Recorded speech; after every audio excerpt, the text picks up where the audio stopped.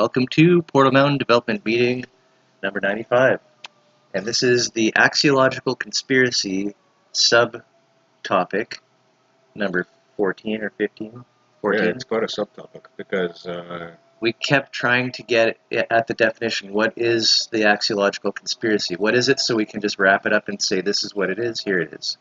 We keep coming back to the dawn of civilization and all these gift economy and really abstract ideas, basically.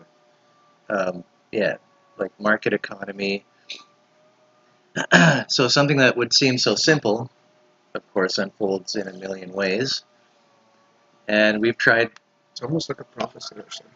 We've tried chipping at the kind of end times, if you will, like where you could say we are at the theoretical limits of a saturation of these plateaus of commodification, of the types of things that can be commodified. So we're at the point where time is commodified, where you have a feed and you just, all you have to do is scroll up and it'll tell you what to do next. Like these AI assistants and that kind of stuff, making your schedule for you. Like this is, we're dipping into the last kind of, what else can you commodify of life? Right. Aside from what we choose to do with our time next. Right? That is thinking. Mm-hmm. So we've beginning, end. So, but the kind of thinking in regard to that is you can't actually achieve that perfectly. Like it's like you're hitting a limit in math, a limit where something, as you approach it, it just becomes so extremely insane, right? And that's what we're splatting against. So like your metaphorical speed of light sort of situation. Yeah. Or Planck scale. Yeah. This idea that we can become capital, the perfect machine. And that's going to be okay, and the body is okay with that, right? It's this mind ideal, right? Sort of that we can be completely compartmentalized. Well, like, imagine, is that true? Well, there's people like that the Borg or something. Yeah, there's people that dream of being uploaded to the computers. Right, and then is that? Fuck, I sound like I don't know what I'm talking about when I say computers. It's funny. The computers. The computers through the internet tubes. The tubes. The internet. Putting us into the internets. Yep.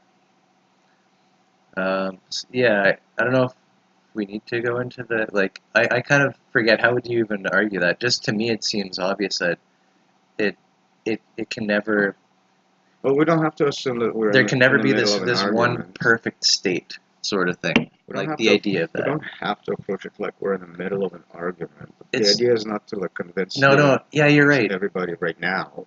All we have to do is point to the ontological matrix as existing and say these little things are subsets of that.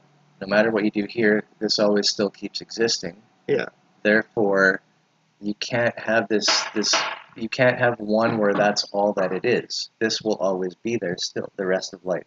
And the web of life. And if you're like me, I want to hammer in the model basics into this whole picture so that you can see the pattern over and over and over, instead of just being given examples without their underlying associations. Examples are nice. There are, but it's the nuance that the model brings, right, to those to the specific situations, allow you to see more connections with other situations that are said to be like it, but if you just give the example, you wouldn't necessarily see the similarities. Yeah. So this is kind of an interesting problem, in that people would be asking, oh, what's the solution? What's the solution? So what do you propose? Which it always comes down to seeing the problem. If you can see the problem, then you would, that's the solution is built into seeing the problem. Right. And it follows like that. It follows patterns. Patterns like that also are, you can notice a pattern like this in something like programming. Like, how do you solve a programming problem? By representing the problem with code. right? And by representing that problem in the code, the running code is solving the problem. Correct. So that's the Pardon. That's the similarity I was getting at. Well, I need like to have an orb Photoshop there. And if you kind of ignore exactly where my eyes are pointing, you could pretend that I'm staring right at it. Right. Whoosh.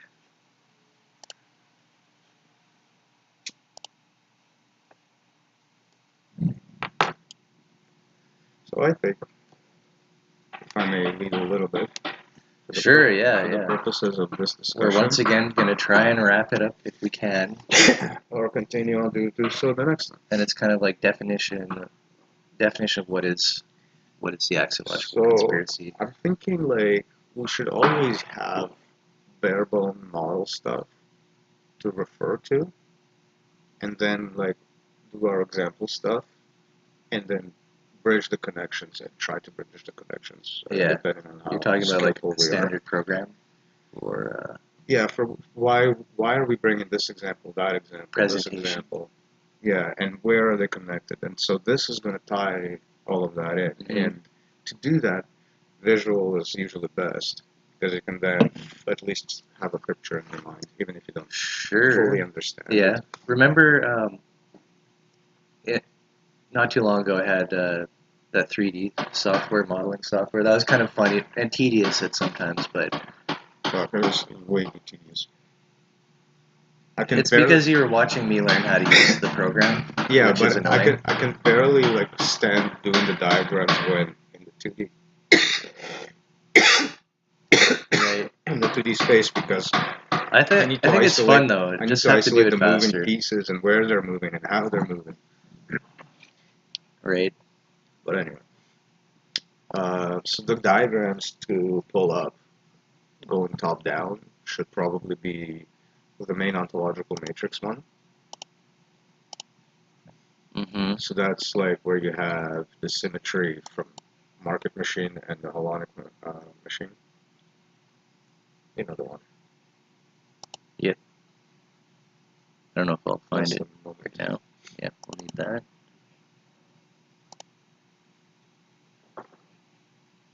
Momento. But there are some diagrams that talk about commodification of the OS if you want, but I don't think these diagrams all talk about how ego interacts with ego. Yeah. This is the one that I just mentioned 2 seconds ago. That funky little we got a stack here. Yeah, this is all ego with ego. Yeah.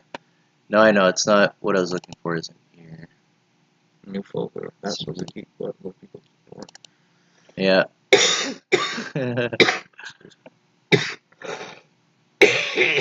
Wow, sorry. Yeah, where else do we have? If you're under 18, please leave. No, we're not finding porn. Don't worry. No, I'm just saying we are graphic in general. It doesn't have to be about porn. We just will mention things like porn. So right. So no, I didn't select the box that this stream is for children audiences. Put it that way.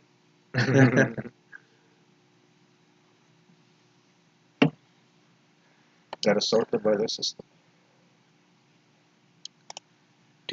Children should never learn from adults. Yeah. As it's structured for school. Yep. Crazy freaking school. That's something we need to, I felt like we need to bring up and develop. We've talked about immunity, but bring in education as well, and like, let's like think about bootstrapping the natural guilds. School does quote unquote education, and it's more like a training ground for sitting still and yeah, exactly. normalization, you're getting conforming. traumatized into becoming a specific product, which is deemed The worker. which is deemed generically useful for society. Right. The worker. The worker. It's pretty fucked up when you think about it. Not that I don't want those skills, but just the way that it's all done through just trauma, and you don't understand it. They never tell you. Get a job. You're just like booted lights. from one stage to the next down the hill and out into the ditch. I remember my experiences, and I was fucking terrified at the end of high school. Now what? Now I have to do this on my own, and like all of this, everything that was done for you is like now not just done. Boom! Now you're on the street, and bro. Yeah, like it felt almost like abandonment in some sense. Obviously, I kind of picked up my bootstraps, so to speak, but whatever. That's not the point. Yeah. Point is that actually. Well, it's stages of abandonment. It's just in the way it felt was very different than everybody's so excited to graduate. Like I was not excited whatsoever. I'm like, I have no idea how to do this shit that I'm supposed to do. Mm-hmm. Yep. So very the part uncertain. of the diagram that we actually care for is already passed. So. I guess, yeah, there was the mini version there. Yeah, and that's the part we're going to focus on anyway. Because let's not bog down with solutions right now. Sure. What other? It's right at the top, so I'll find it. But any other diagrams we need? We're saying we need the moment, dream. Yeah, dream. Dream is the big chart, basically. Call it. It's better to call it the dream chart. I should make one. That binds the self-reference to egoic agency. I think I could follow that path. This one, if you want to go into nitty-gritty how it's automated, this one is a neat one because of how the bottom tops differentiation that we came up with. It actually like paints such a nice picture about it. Right. Agreed. And the other key about these diagrams, they're static, but they're supposed to be viewed as moving things.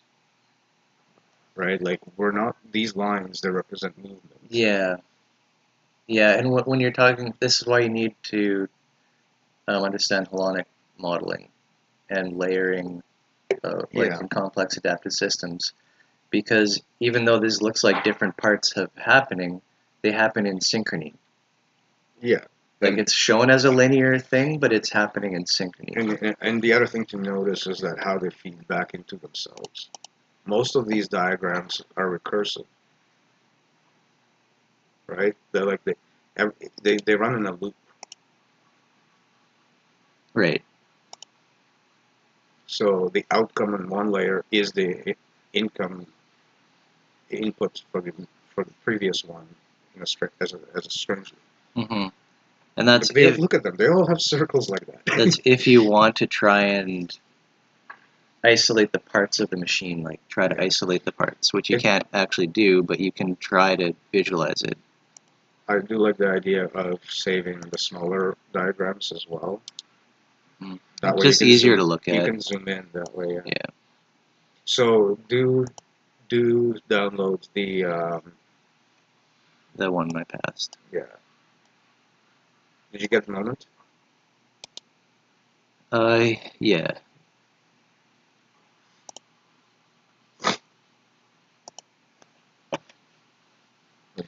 Do do do do do do do. Yeah. Wait. Just got moment is here.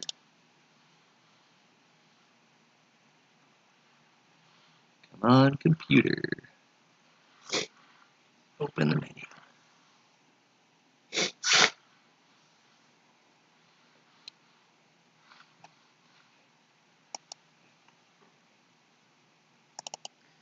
So, in the car, we sort of hit a kind of ontological matrix here. we were talking about the chase, right? Yeah, and even just recently about the idea. This is related to charlatanism, sort of, in the education. The idea of education, like how do you actually You're present? on that. So. How do you present something? I thought that's what you meant by chasing, the chase. Oh no, what I meant was that feeling of I have to do this or else I'm going to perish. Right? That feeling is evoked in a lot of different contexts, Right.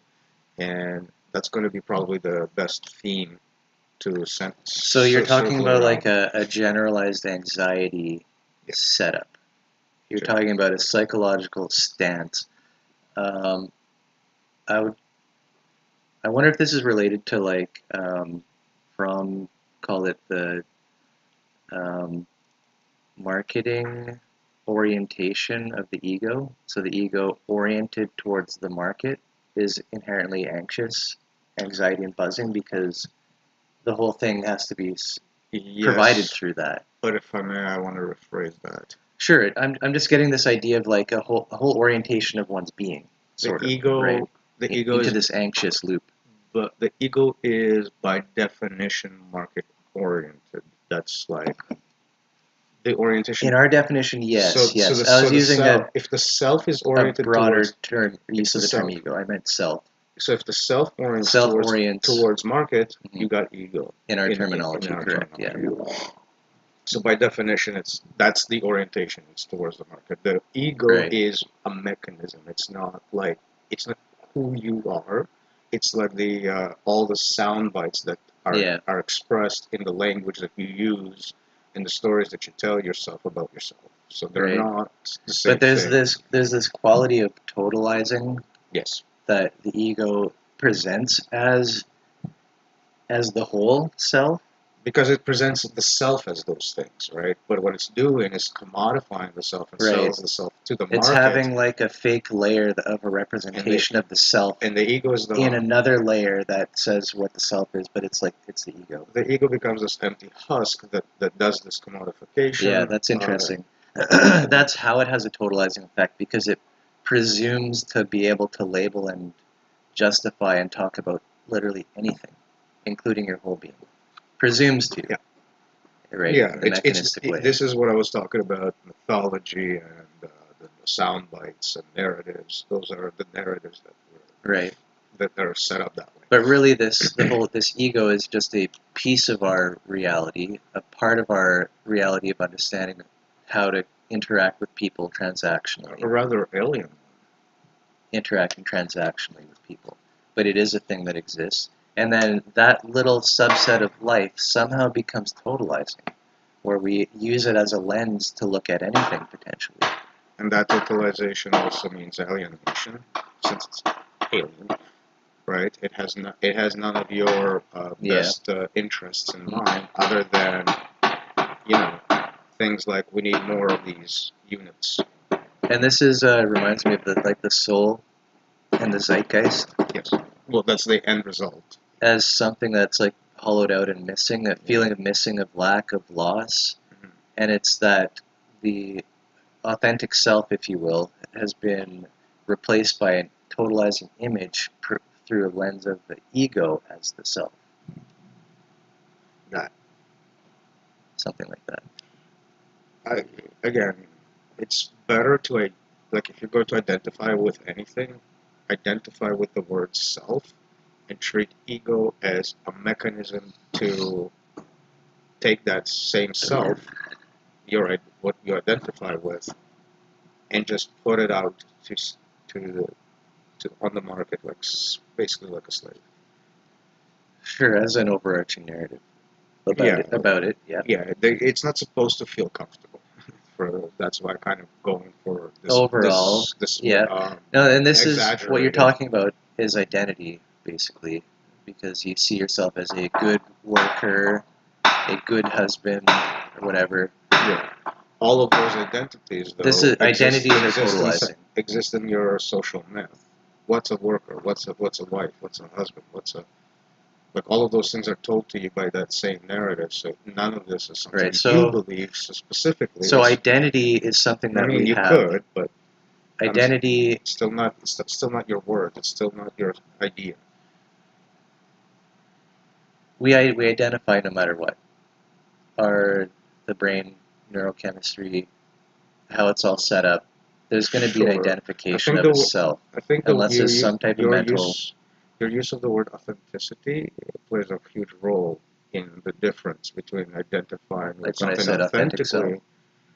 Yeah, I'm trying to draw a difference between identifying with something authentically, as in it does not come from the outside source of any sort, and identifying with something from a story that's given to you.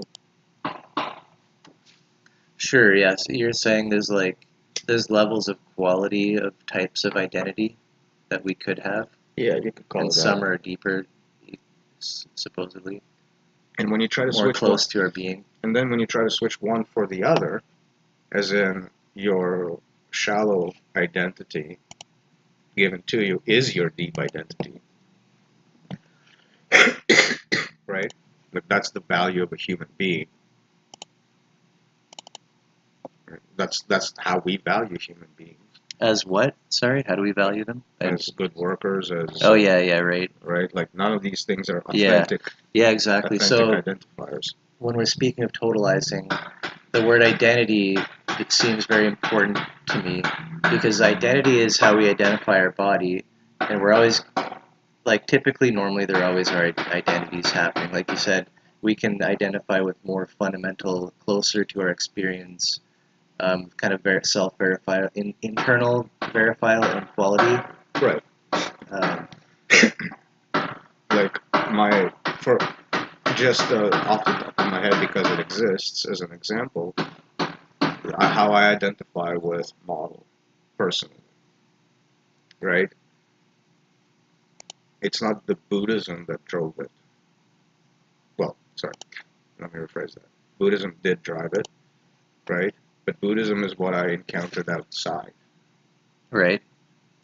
I did not adopt this level of thinking that is this close to Buddhism until I reframed it in model, as I call it. Right? It was that was the reason for the going into Buddhism full on, because once the model started to be framed in my head, it came from me, and that's what I was identifying with. So I can give an example of an authentic thing that actually started off as and would not be like any other thing. Again, that comes from the market. Buddhism is generally sold to people, not.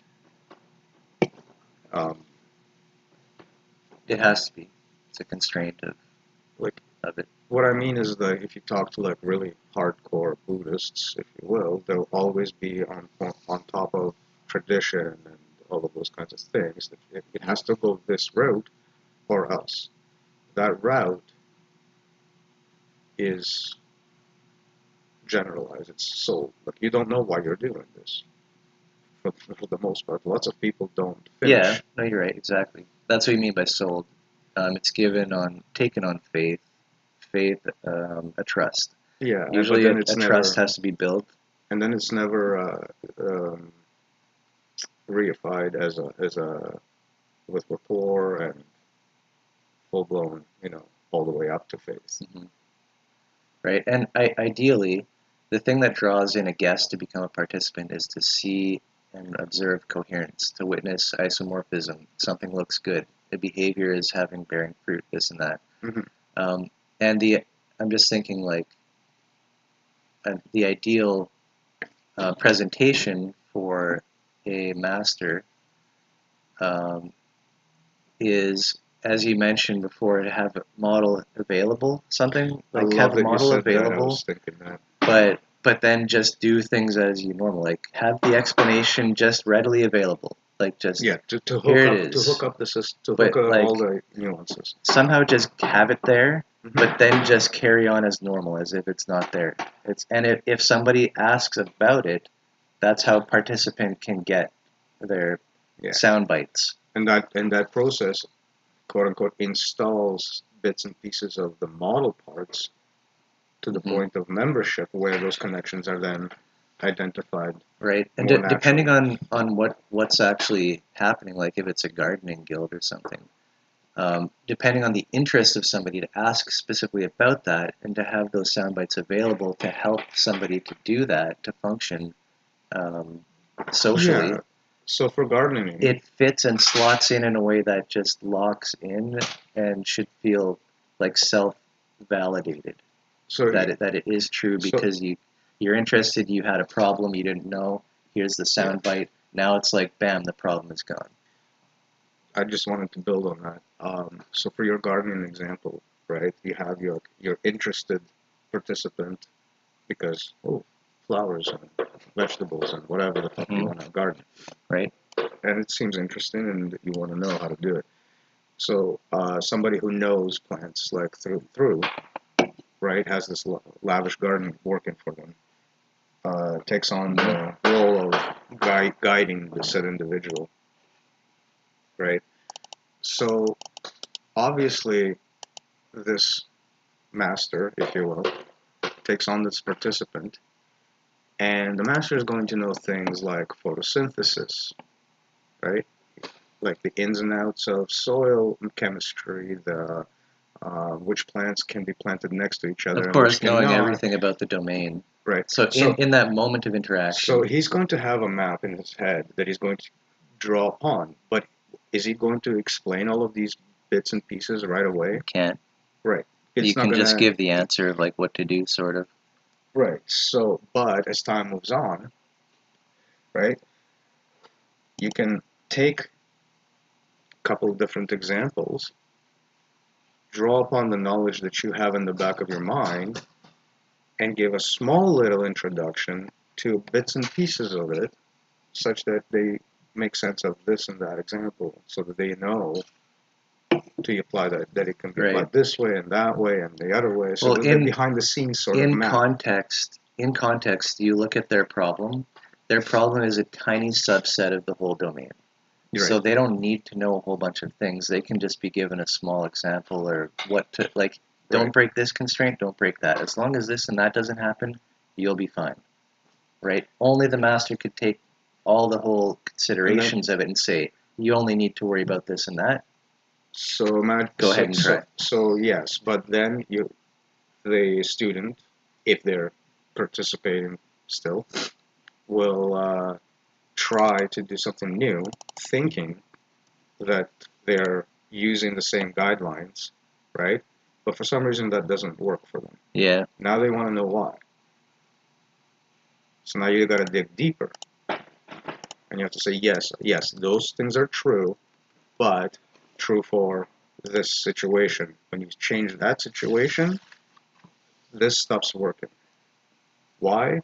Well, if you want to know, you can explain a little bit more detail. And now this person just got slightly more abstract stuff than just their small little problem. So you're building soundbite repertoire, soundbite database for a domain.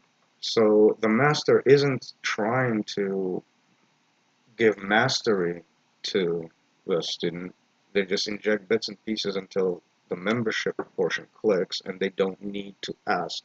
Yeah. They can just follow that model. And this could be membership in any domain, so membership in the gardening guild. That's why I use that example, like soil chemistry, fertilizer, sunlight. Some plants need more, some plants need less, some need cold, some need warm, some need moisture, some very need interesting. Dryness. Membership in the guild as a general thing.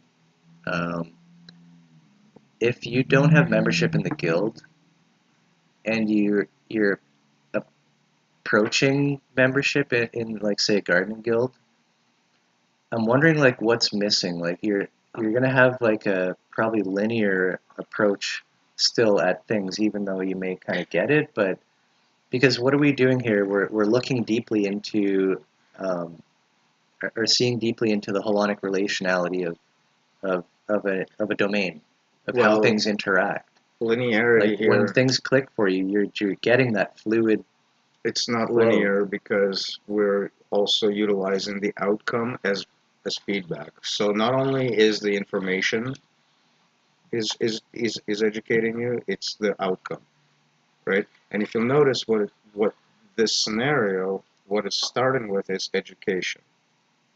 And the education part doesn't start with telling you everything. It starts with, oh, we're just going to start with the first thing to keep it going, which is what immunity is.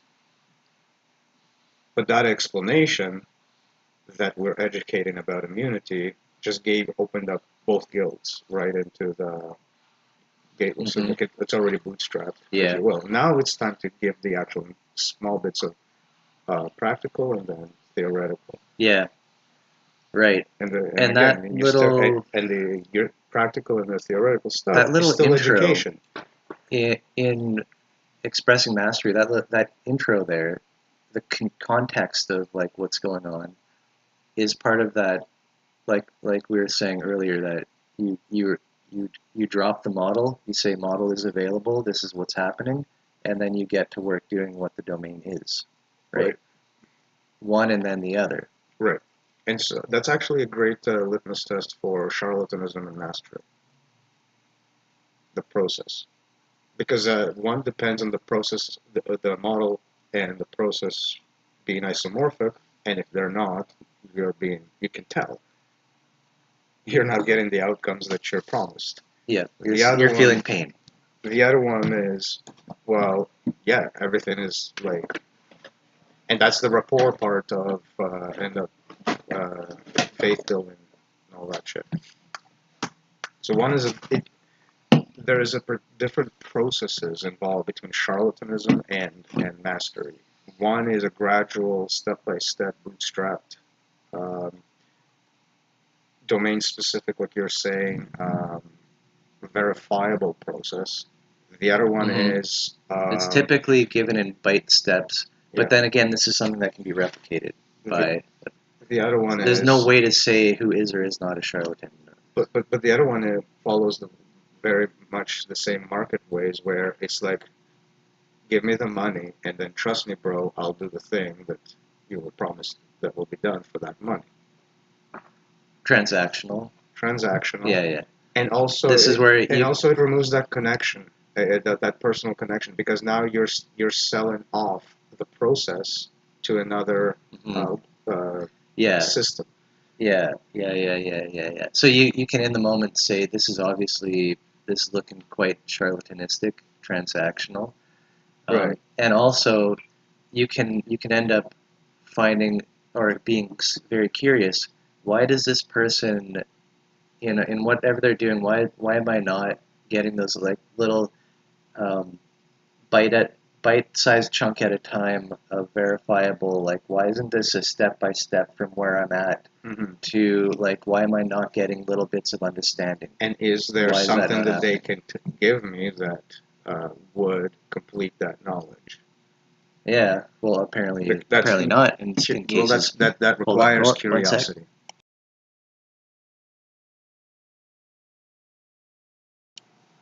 Respects. And cheers. Yes, sir. For our casual development meeting, which we enjoy every couple weeks. So enjoy heartily. One of the things we keep saying about the conspiracy is that it's something that we're doing to ourselves. The words, I think, the phrase that I used in the car that I now remember is self-defeating or sabotage. Self-sabotage. That's right. And that's the theme that I'd like to point to when we discuss this conspiracy now. Right. Maybe that'll help us actually wrap up what we're talking about. The conspiracy, it must be a self-sabotage, because we've already know it's not to be blamed on somebody. It's not anything that a specific group or type of people or category. But I think this phrasing works really well to capture the idea that we're trying to hint at with all of this. Wow, I cannot speak. Terminology. Toyminology. Axiological conspiracy. Yeah, so self-sabotage is the theme of it. A self-sabotage. Self-sabotage through an alienated process, if you will. Or an alien. Yeah, through an alien process. Yeah. In other words, this process does not have you or your well-being in mind. Yep. There's no You are isomorphic download or upload. download.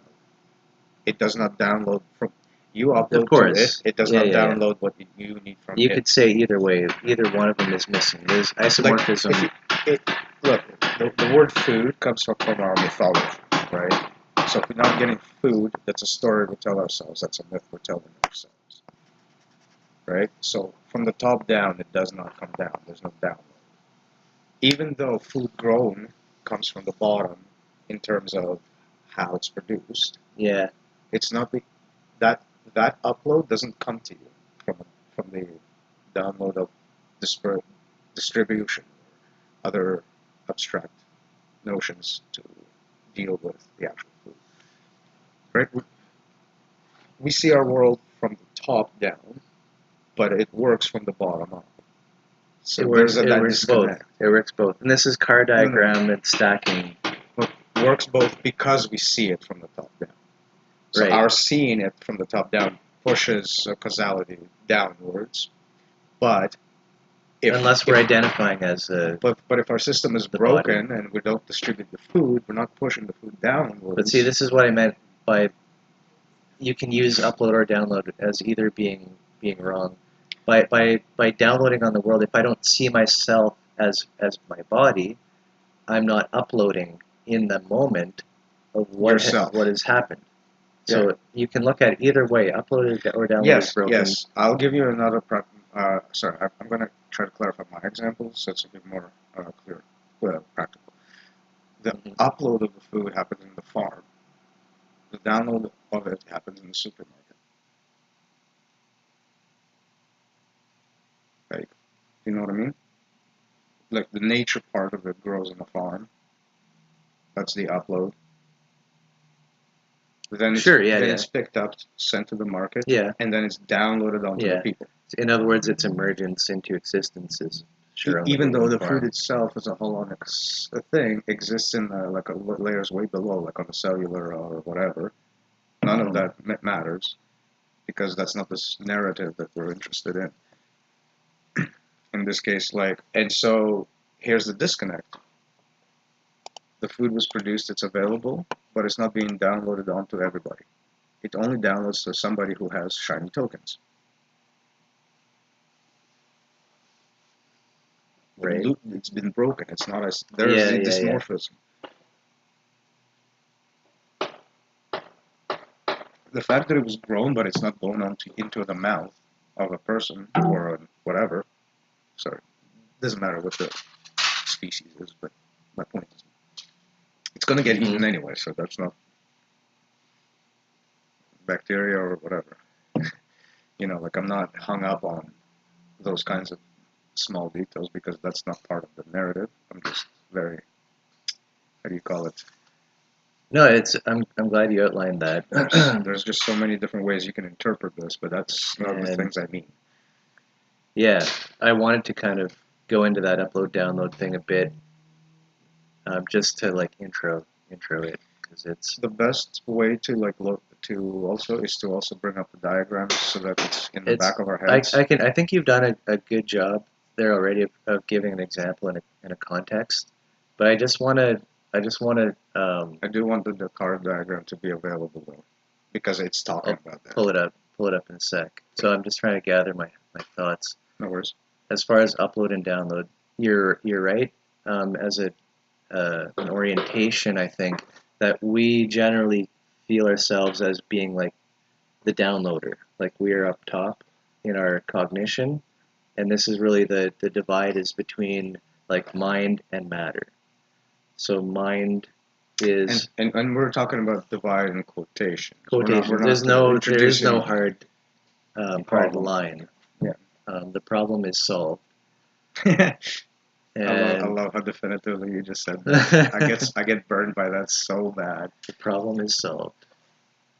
It's like, how dare Yeah, you? so what we're saying is when in your mind you have an idea of how the world should work, and you in the moment you have a problem or something, your brain gives you an impulse, here's the solution narrative, I'm going to do this and it'll be fixed.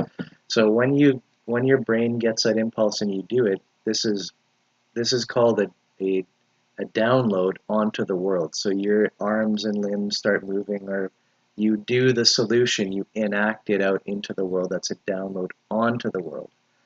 Conversely, for your next thing, you should be watching for what happened so that it comes back to you, and this is the upload. If you're sensitive to it, you watch what happened last time, you noticed it, and then you try to sense and take that into consideration. That's called an upload for your next download. Yeah. Because you're going to do something different after you learned, did that succeed, did it not? That question, did it succeed or not, that is what the upload portion is. Mm-hmm. And this is the loop cycling through time. We learn, we try, we act, we go into a new environment. Yeah. We test, we learn. So I want to embellish that slightly. Just to get, I think we're good on this now, but I just want to give that context, like part, upload, download. I just want to give a little more detail. Sure. Yep. For the download part, when you were talking about that, immediately I wanted to say, so the reason we're talking about it being a download from somewhere upper layer to a lower layer, we're talking about like the fact that something started out as an abstract thought, right? Like it lived in a world that doesn't pertain to. Yeah. It's in a simulated reality. There's like a lightning ball storm happening in this skull. So we pretend that this simulated reality is above because we call it more significant. Because it's more significant because that's what we are in. Yeah. Fundamental layer is below because that's what supports it. Right? It makes it work. And this is the stacking. It gives it the ability to be a reality in the first place. Pardon. So when you were saying, "Oh, I need to do something," and then you put your hand down and you do this and you do that, and you do this, these abstract, significant things have now caused changes in the physical, underlying, fundamental reality that it supports it. Right. So hence the download, and hence the upload is the reaction of that world back to the senses. I just wanted to embellish that to like really nail in where the thinking for the cycle is coming from. Yeah, I do like that explanation about significance and fundamental. Yeah. Just in this idea of stacking, but it's like ultimately that you can think of it as flattened out. Like the brain, things happen here and like it goes outwards, but it's all a soup of just molecules if you want to see it that way too. Right. It's not that somehow the brain is higher than most of it. Just like I can go on my head, I can do a handstand, and now it's my brain is lower than the body. You can even go really dumb. If you want to really dumb it down, it's like, what is a molecule to an atom? Yeah, just nothing. Nothing, right? It's just going to behave in atomic ways. The molecule is just going to supply atoms to the atoms in different patterns. Yeah, exactly. So what you're saying is like, what is the mind to the body? In a way, nothing. Right. The body just goes and does. The body keeps do. Body do. It's just like you knock yourself out. Are you gonna? Will you not shit yourself eventually? Probably. But does it care? Does your body care about your mind not wanting to? Oh, imagine not knocking yourself out and you have nowhere to go. Are you still not going to shit yourself? Right? Your mind can't even control it. That's true, and you can shit yourself because, again, I don't want you to feel comfortable when you hear these types of things. I want you to really zone in on the facts that you cannot control that. Right now, I have to look at this. How long can I stand and talk? Well, if you were a true student You would just piss yourself. No. Diapers, yeah. Next time, take a short break, skis.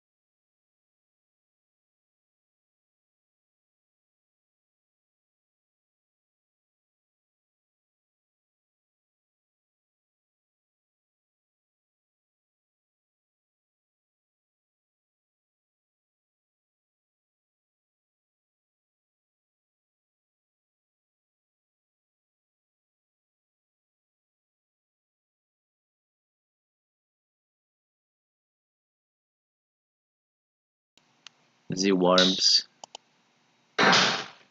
Yeah. I forget where we were at. We just took like a hell of a long break. Chatting with Dill Man down there. He's gonna come up for a second. Come up for a little smokage. You were talking about anxiety driving the situation. I was talking about upload and download was the last. Yep. Right. Few things we said about things. We introduced the layers again, or rather, how we're thinking about layers. It's like identity, anxious identity, like foreign identity.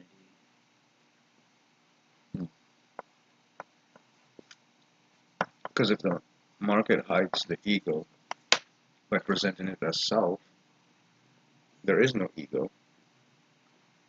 There's only self that's doing it to itself, and it's self's fault.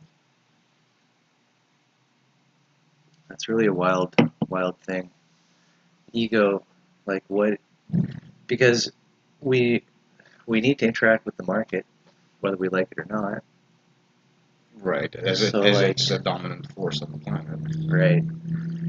To what extent do we need to distinguish the ego as that self-justified force, or simply an access point to the market? Right. One seems more neutral. The self is able to interact with the market without ego. But the problem is usually that the market will not allow a self like that to exist without ego. Okay, so this is a distinction I don't think we've ever. No, because I think it comes out as something that is a detail from just observing what we said already. Like, if we said this, then it leads to that situation. Right. So yeah, that's what I wanted to distinguish, is that self can still utilize the market. I think we would have to say, like we're talking self about can utilize the ego. We're talking self about can utilize the ego. We're talking about like the giga master of masters here. That can survive such an interaction. So you mean over time? Yeah, because flashes of the self, if extinguished fast enough, don't appear to the market. Yeah, it's just commodified, reabsorbed. But a sustained self that is apart from the market, it's not something it tolerates.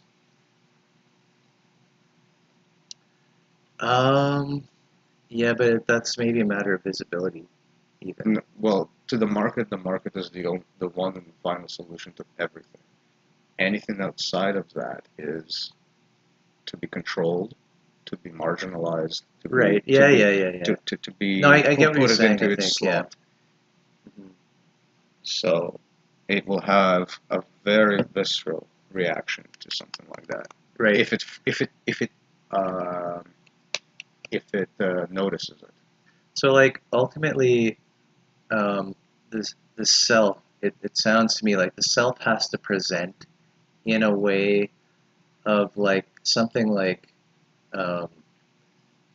just humans evolving and going to the stars and growing, like I'm part of this amazing race, like to take that as your mask, kind of like for the self, to interact with the market, right?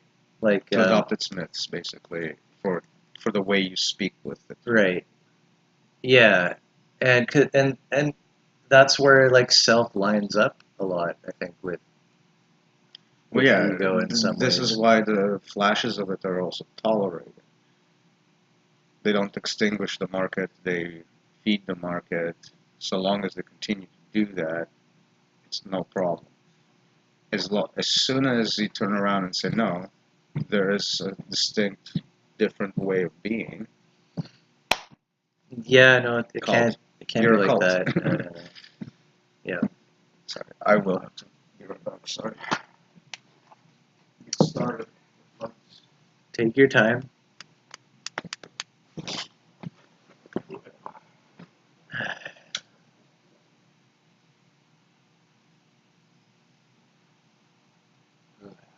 Yep. Seasonal success. Success of the seasons.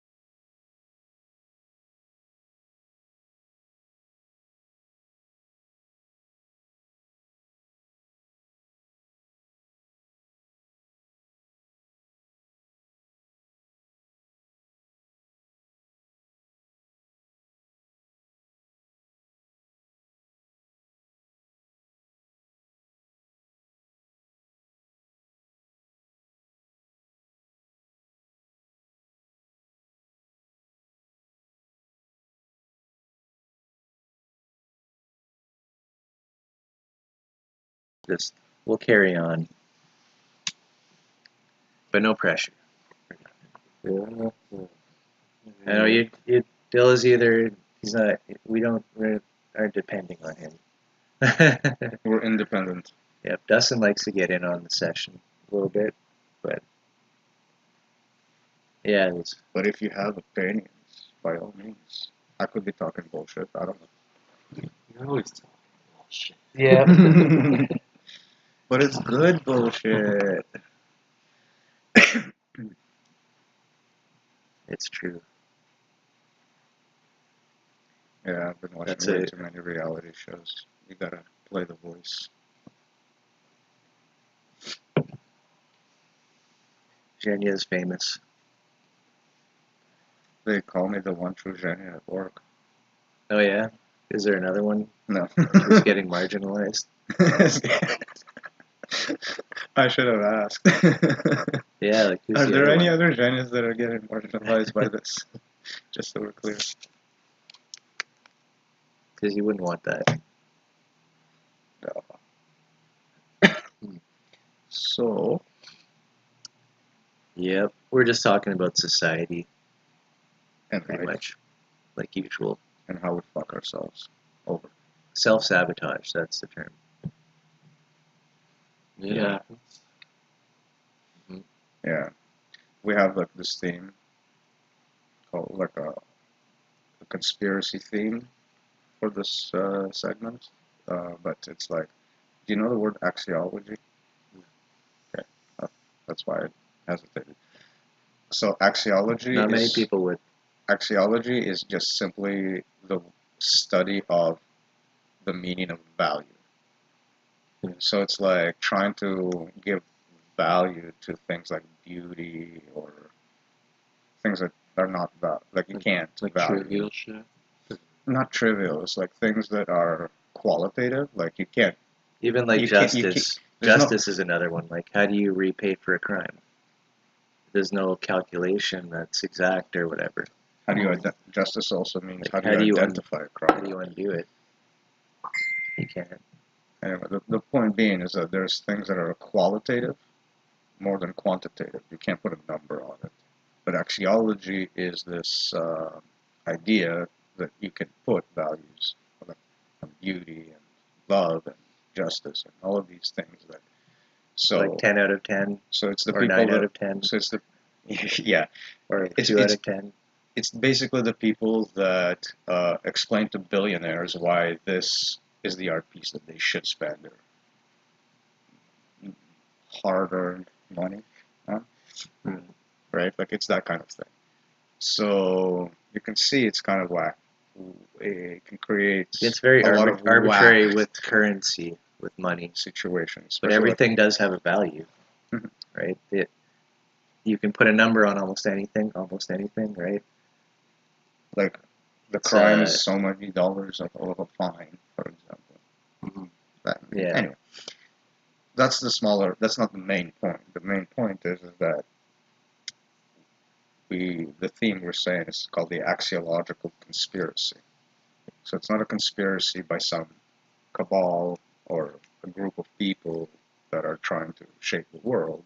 It's more about how this leaning into the value system is self-sabotaging us. As By relying on numbers as being the truth, all true the way arbiter of value. all the way up to like putting a number on our identity, Animal face? ourself. You prefer like- human faces? Like Okay. I'm worth such and such in salary, for example. Like it leads to like so the conspiracy isn't like somebody leading you to believe something and join a cult, more like we are doing it to ourselves to the point because we believe that this is the way the world works. So Yeah. the axiological conspiracy is more about we are our own conspirators. The self-sabotaging Yeah, shit. conspiracy. The It's weird not all, thing, it's like, not all doom and gloom. Don't worry. It's just the starting point. conspiracy implies like that something is hidden. Like to conspire, it's something's hidden. Right. So like it's hidden from ourselves somehow. That how we're actually the way we are behaving and brought up our reality. All of that is actually kind of against our interest in like not that, but not caring. I don't know. There's a cold machine-like logic to it all that's disconnected from our internal feelings, right? How we feel, and everyone's getting fucked up by the system, if you will. Most people, and Not everyone. but it's a self-sabotage. Everyone. There's no healthy way to approach No, it. ultimately, everyone, and this would be like Like it's a health people hazard. can get latched onto like classism and class warfare. Yes. It's another way to divide people. Ultimately, everyone's being fucked by this, and it's a self-sabotage. More in the experiential sense, like something you can relate to is like the day-to-day anxieties, like living in regret. That sort Always of feeling bad or depressed. that sort of cycle where you're anxious for the future because you regret something from your past, right? Or you're anxious for something in the future because you'll regret it if you don't get it in your past. Like it's always about those two little um, tug. It's a tug of war, if you will. They're like one thing, but one is more like towards the future, one is towards the past. So that's what we're talking about. It's unhealthy in that sense, where it's against our self-interest, because why are we living like this?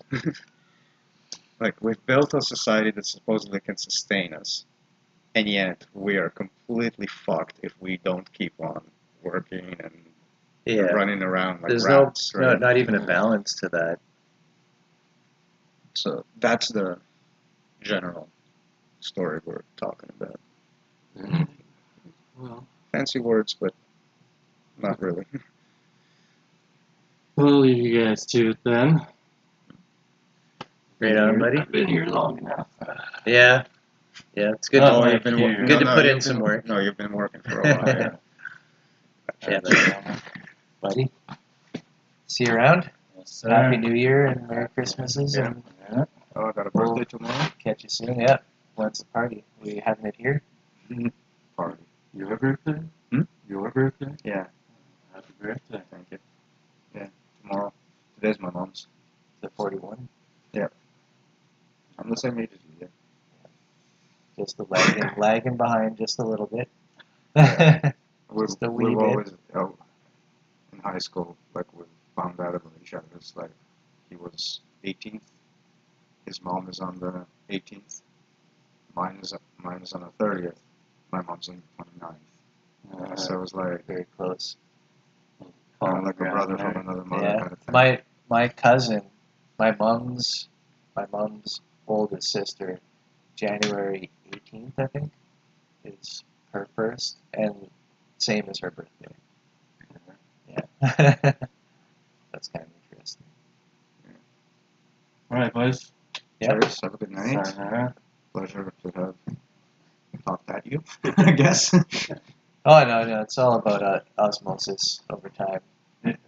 Bill gets the vibes. He gets Eventually, he'll join the cult. I mean, them. the resistance. The resistance. Cheers. That's funny. The resistance. That's what they keep calling these things. Yeah, I know, man. Like And it's funny because all just of that getting sucked into a big death, right, black hole of death. right. But all the model is showing is that this is just ego interacting with ego. Hence, it doesn't go Right. anywhere. Right. It's not. Hence, it's not any different. It therefore cannot go anywhere. That's ultimately like why It's a I find it mindfuck. hard to like people investing in ideologies saying, "Oh, this is the cure" and all this. Like, analyze it with the model. Like, where's your model? How is this not going to be Like, another to account for all the different layers, basically. just another form of government? How is this not corrupted like everything else? How is this good? How is it not? How is this good for the cells? How is it good for the nerves? How is it good for the organs? How is it good for Right. like the full animal? Exactly. On and on. Yeah. None of, all You're of that right. is missing. To continue on, like the categorization of life, holonic stacking of this from fundamental to significant as a pattern, continue that up into, okay, I have a self, now I have a group of friends, now I have Group of groups. groups, yeah, like different guilds going on, and in the area, in the neighborhood for different purposes. How do these work together, like intra-group things, making things happen? Right. Like all of this, how is it good for this? So it's creating a stack of complexity. How is this good for that?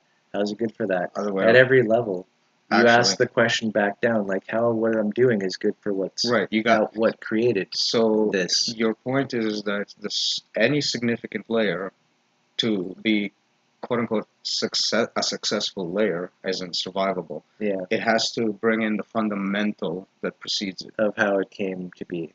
So it has to have an abstraction of the fundamental layer, or a mythology, as we It's keep calling it for us. antecedent. For us, it's the mythology, for example. Like the mythology being like knowledge about cells, knowledge about molecules, atoms, knowledge about It's a organs, fractal knowledge thing. about Layers must be antecedently isomorphic. That is antecedent. to what came before. Without Stepping back without a moment, receding. what came before. Without receding, without removal of. Yeah. But that doesn't mean it has to be a perfect isomorphism. I don't know, I'm just trying to throw terms in. It doesn't mean it Sounds has to be cool. a perfect isomorphism, and it doesn't mean that there has to be only No, one. that there's a process of isomorphism, constantly listening potentially for. So two things. It's tricky. It doesn't have to be perfect, and there doesn't have to be only one true isomorphism. Right. Right. So in the significant layer, you Yep. can have multiple versions that don't necessarily have cohesion amongst themselves, but have Right. cohesion with the fundamentals.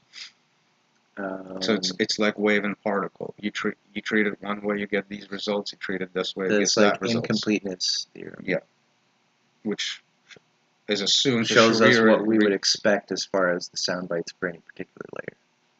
And it sets up the theme that we should actually be very, very sensitive to. This incompleteness theorem should be part of our fundamental thinking as well, because it pertains to that fundamental layer, and its Right. resonance should be kept throughout. So that incompleteness problem needs to be not resolved, but understood. That's interesting. That's even at a deeper, more physical level of incompleteness, even though it's not our mappings of the layer itself. We're talking about like the evolutionary magic of God happening at every layer, if you will. You know, just to give like a or nature, if you will. Like, I don't know. Whatever you want to call it. Like, we're not talking about... Just I wanted it to feel more grandiose. Yeah. Yeah. It doing its own thing is like, holy shit. And mapping of it is a different thing, which evolves as well in our mind. But it's like that's the tip of the iceberg as to what actual processes are going on there, of which our stack may be just a special subset of, right? Yeah. Like shift those lower layers out to this life form or that way. We've achieved some of that. We've brought up a lot of our fundamental layers into our significant layers through things like mathematics and physics and science in general. We've done a lot of legwork for some stuff like that. Like regularity, right. Normalcy, a regular universe. Well, regular and irregular all at the same time. So it's a weird contradiction of things. So one interesting observation that is basically the fundamental assumption of our universe about the mathematics that we use to do physics and whatnot. Is that certainly principle stuff again? There's a principle of symmetry. So there's like this symmetry of conservation of energy, of conservation of momentum, and all of that kind of crap, right? However, observable universe is not symmetric.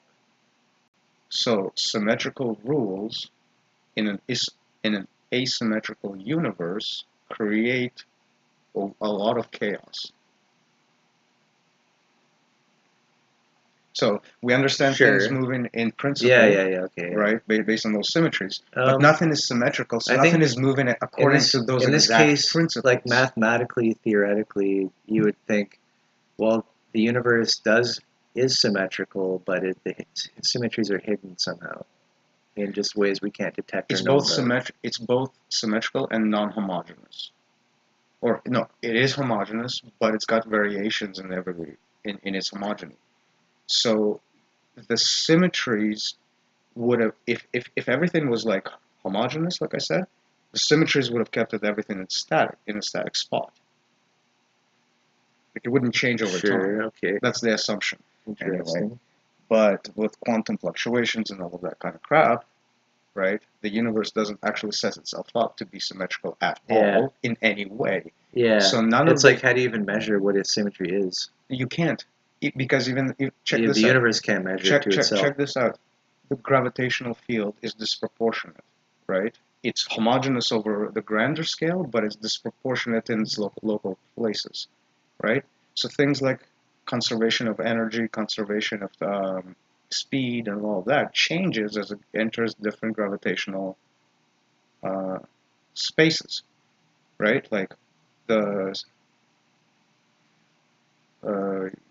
with general relativity, you know how that gravity changes the quantity of space measured as you get closer to the well itself. So, for example,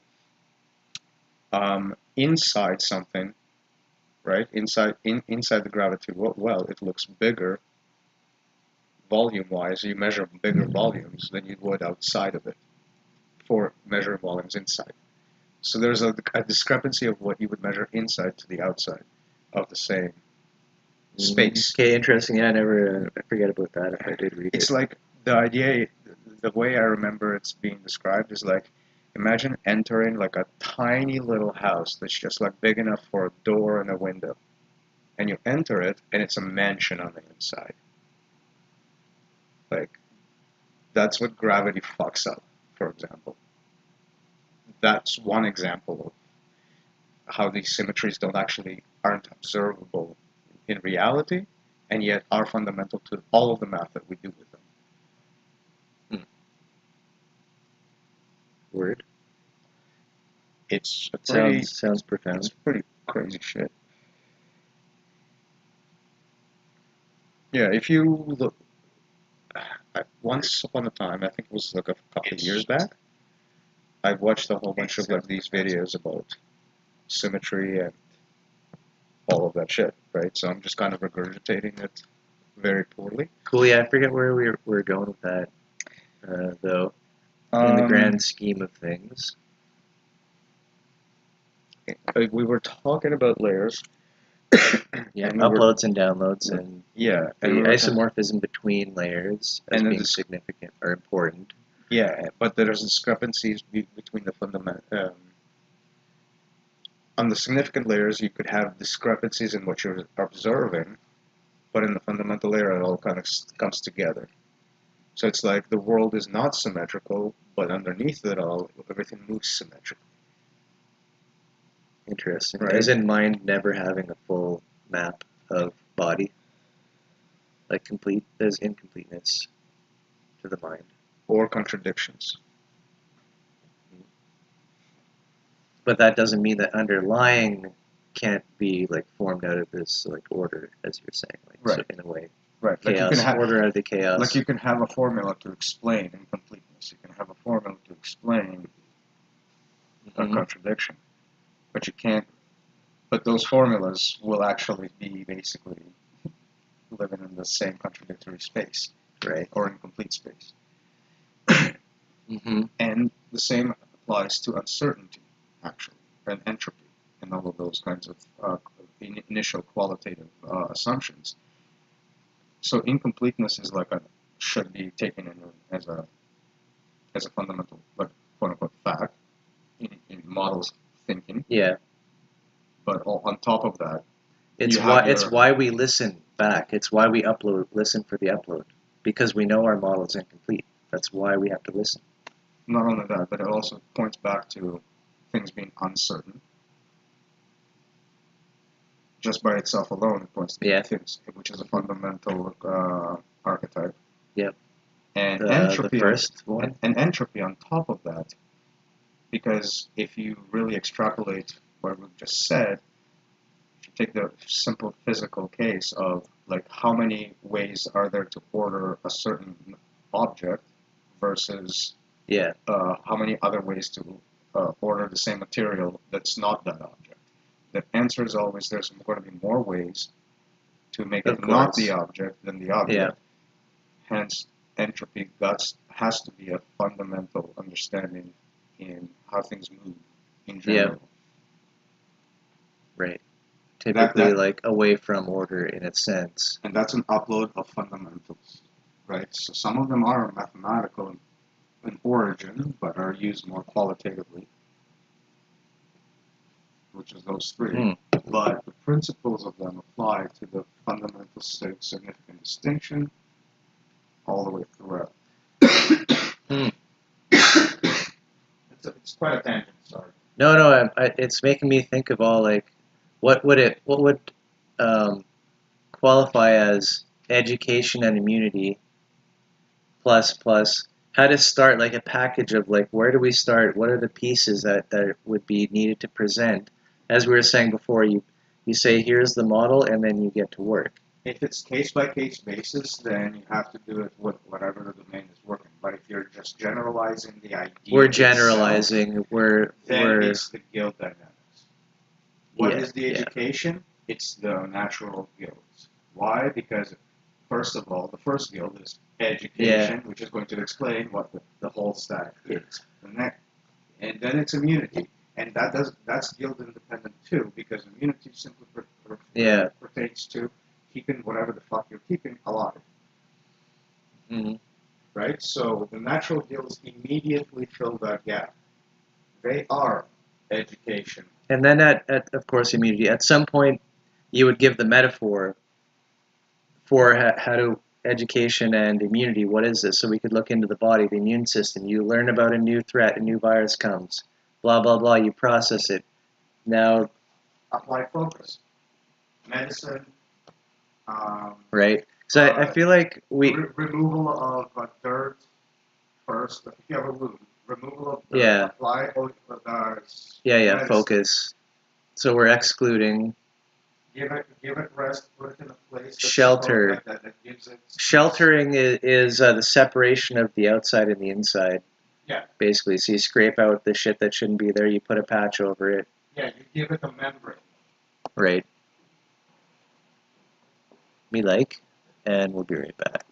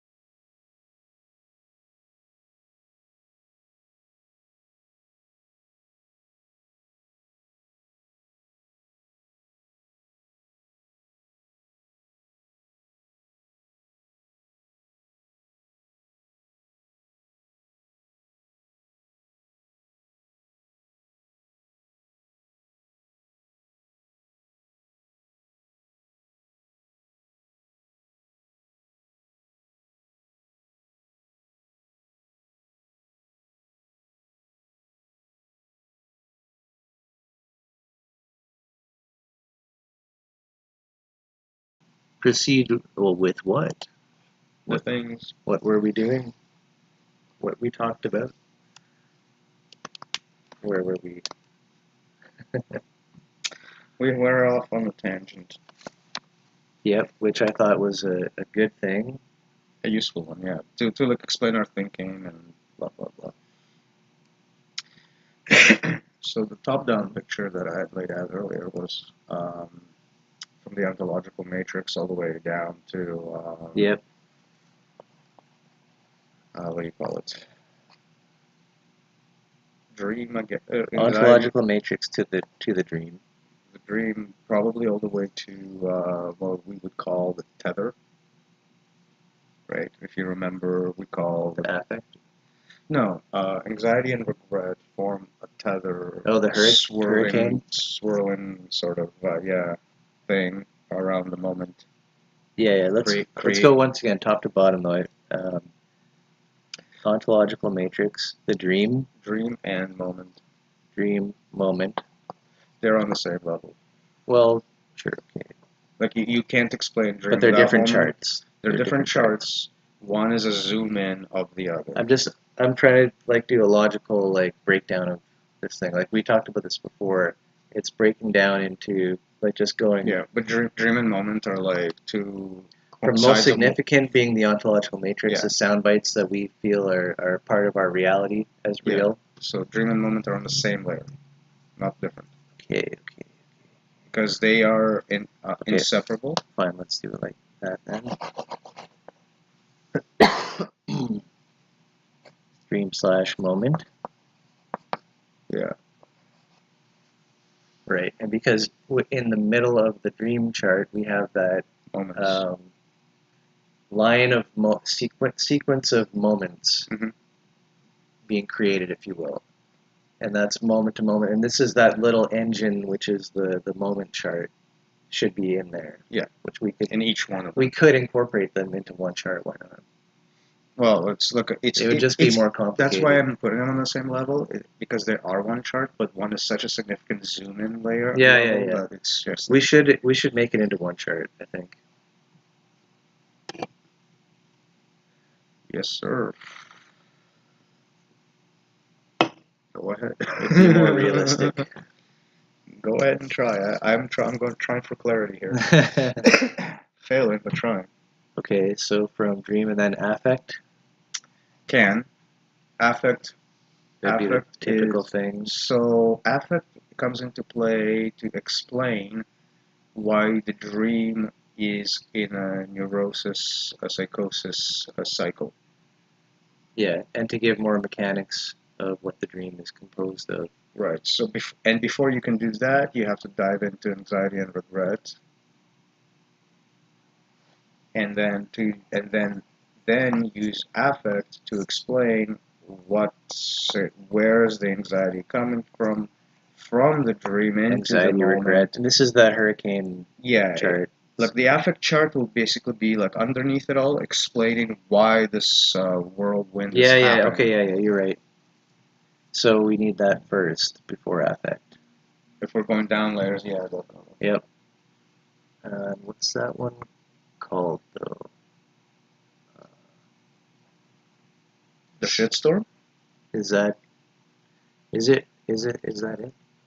It is the shitstorm. It is the shitstorm. But remember we had the shit wheel? Is this the same thing? Remember the ants in a circle? Yeah. So that one was kind of more to point to how it's working mechanically, if you will, what the shitstorm actually looks like if you were to look at it. Okay. That's the ants picture. The so hurricane, it is the same. The hurricane, the tornado stuff is same. more like an idea of, is more abstracted, where it's just going to tell you how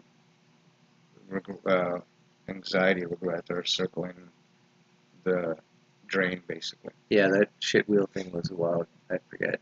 It's more, the shits is because it's getting faster and the outer layers just get splattered everywhere. Yeah. Okay. But in the middle, you know, everything's fine. But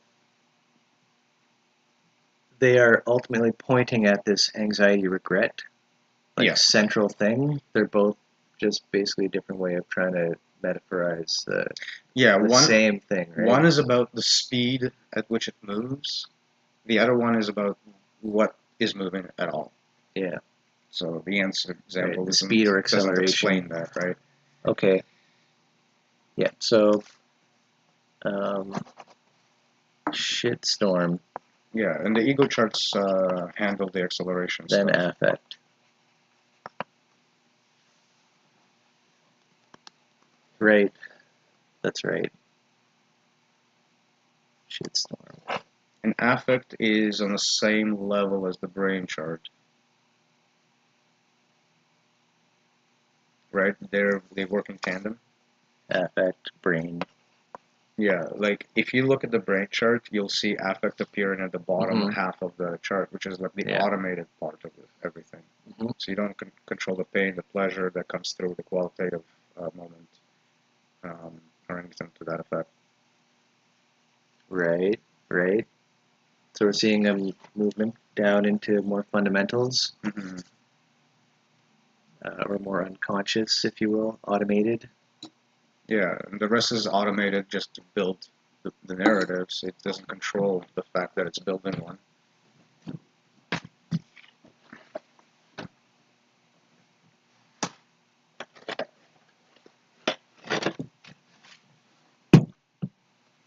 What do we got here? Still a solid hour and a half. Excellent. Are we planning for a normal 5 o'clock? 6. 6. Wife is on board with that? Good. We'll make it 6, so we got 2 hours left for today's meeting, and I like the broad scope of it so far. Say that. Need a refill there. Like, crack 'em. Crack 'em if you got 'em.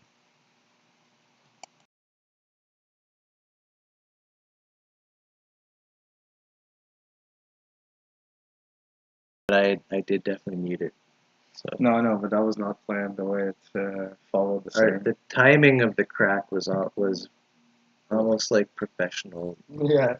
Like studio grade. Choreography right there. Studio grade. It doesn't like me smiling.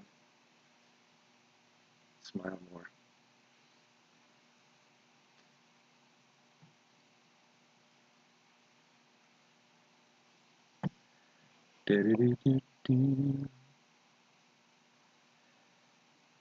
Yeah. So I do like this, the ARC, the ontological matrix.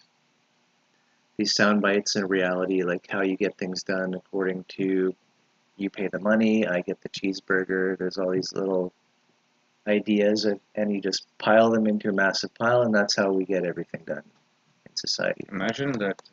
Through the market. These are market. Imagine somebody giving you a cheeseburger not because you gave them money, but because you were hungry. As the requisite factor for receiving one, yeah. Somebody made a cheeseburger, somebody ate a cheeseburger. Well, who's gonna pay for that? Who's gonna... Yeah. What if the person making the cheeseburger wanted to make the cheeseburger because they so like making cheeseburgers? Here's the thing. I like making cheeseburgers. Pro tip, you don't want to set it up as a fight between one viewpoint and another. Right. If you're at a barbecue with a bunch of friends and family, and you step up to the barbecue and you're like, I'm hungry. Right. Like, is somebody going to make you $5, please? So the point is to illuminate to me, the kind of a big point is not to pit one against another, but illuminate the gift economy.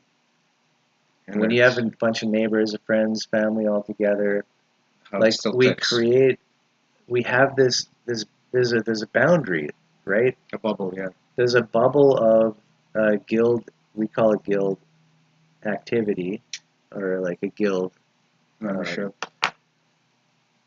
Right. Activity is a good word. Yeah, so everyone together, and it's like And notice it's incidental. It has nothing to do with a subscription to some kind of ideology. It's just that this model is trying to describe what we're looking at, nothing more. Yeah, So, that's been so another. it's not about That's one of like, the things. People expect to be chased and have something pushed on them, like by the charlatan, like be like advertised to and all a this. buy-in. But the model just continually only is used for describing Yeah. what's going on. So whatever club you belong It's to, not if the a. model is describing what's going on, it's like cool. It's kind of I don't know. I don't know. I feel like I I have like you as a friend. I have friends, family. Like I hope that everybody has at least one other person like to feel that loves them or like connects with them. I'd go Pardon. I'd go farther. I'd hope that the first person that loves them and cares for them are themselves, It can and right, then but anyone else. that's Because if you don't have that, how are you going to do it for others? this is like the schooling system and society. You just beat into that to not have a inherent love for yourself, and how do you even provide for that, right? Well, you're either a success or a failure Everywhere according to you a look, test. the world tells you you're not worthy of a single favor. Go anywhere. You're not worthy of even the smallest act, right? As somebody who looks bad or does and is already at the bottom, having been kicked near to death, you're not getting any favors from anybody anywhere. And if Right? you haven't figured that out, your options are basically defeat or denial. Look at who would follow. Like if you haven't figured out the cause of all of of all of these Right. discrepancies, you have two options. You can either be in denial and feed that ego Mhm. and climb that ladder, right? And tell yourself how good you are by achieving it or how bad you are for not. Or you can just give up altogether and fall right through the brain, through to the bottom. Yeah. Either option is anxiety inducing Rock bottom. and regret Rock bottom is guaranteed. is an interesting place. I guess everybody has their own rock bottom, but people learn things there. like like you said, For better or there's no for choice. worse. You either do this or that, and Well, that's the what do you call it? a true That's the dark a night. true self empathy can be so elusive though. I know. You can have to go through so many. And How do you have empathy for yourself if all you know is the presentation of self through ego? yeah, How do you have empathy in other for words, something that isn't a there? coercive. So you're having a coercive relationship with your body, with your own self, saying like, "I will do this if that," or these like transactional things, or like, "Oh, how could you have done that?" Like the punishment, like these types of cycles. I'm so glad I got illuminated to that with the nonviolent communication Yeah, tell concept. me more about that concept so that I know what the fuck you're talking about. Um, so Sorry for the I way think I asked, but no, that's great. I think the main thrust of it is like when we communicate with other people, sometimes it's not always great. Um, last people last time was a good example. snap at you. People can get upset, and it's like how do you go into any environment and be like confident that you can protect yourself and your own emotional regulation or balance even during hostility. So when a hostility comes to you, here's like a small tidbit of like what would be say like advice. Um, when somebody's hostile to you, the stance should be like a curiosity. First off, potentially an empathy to state like just straight up say, you seem upset. You look you look distraught. Um, you seem angry, right? Just validate like what's happening, That alone, that's step one, right? And this will automatically turn like that if that's your first Well, not communication. automatically, but yeah. If that's your first communication, it's gonna It depends on who you're talking to, right?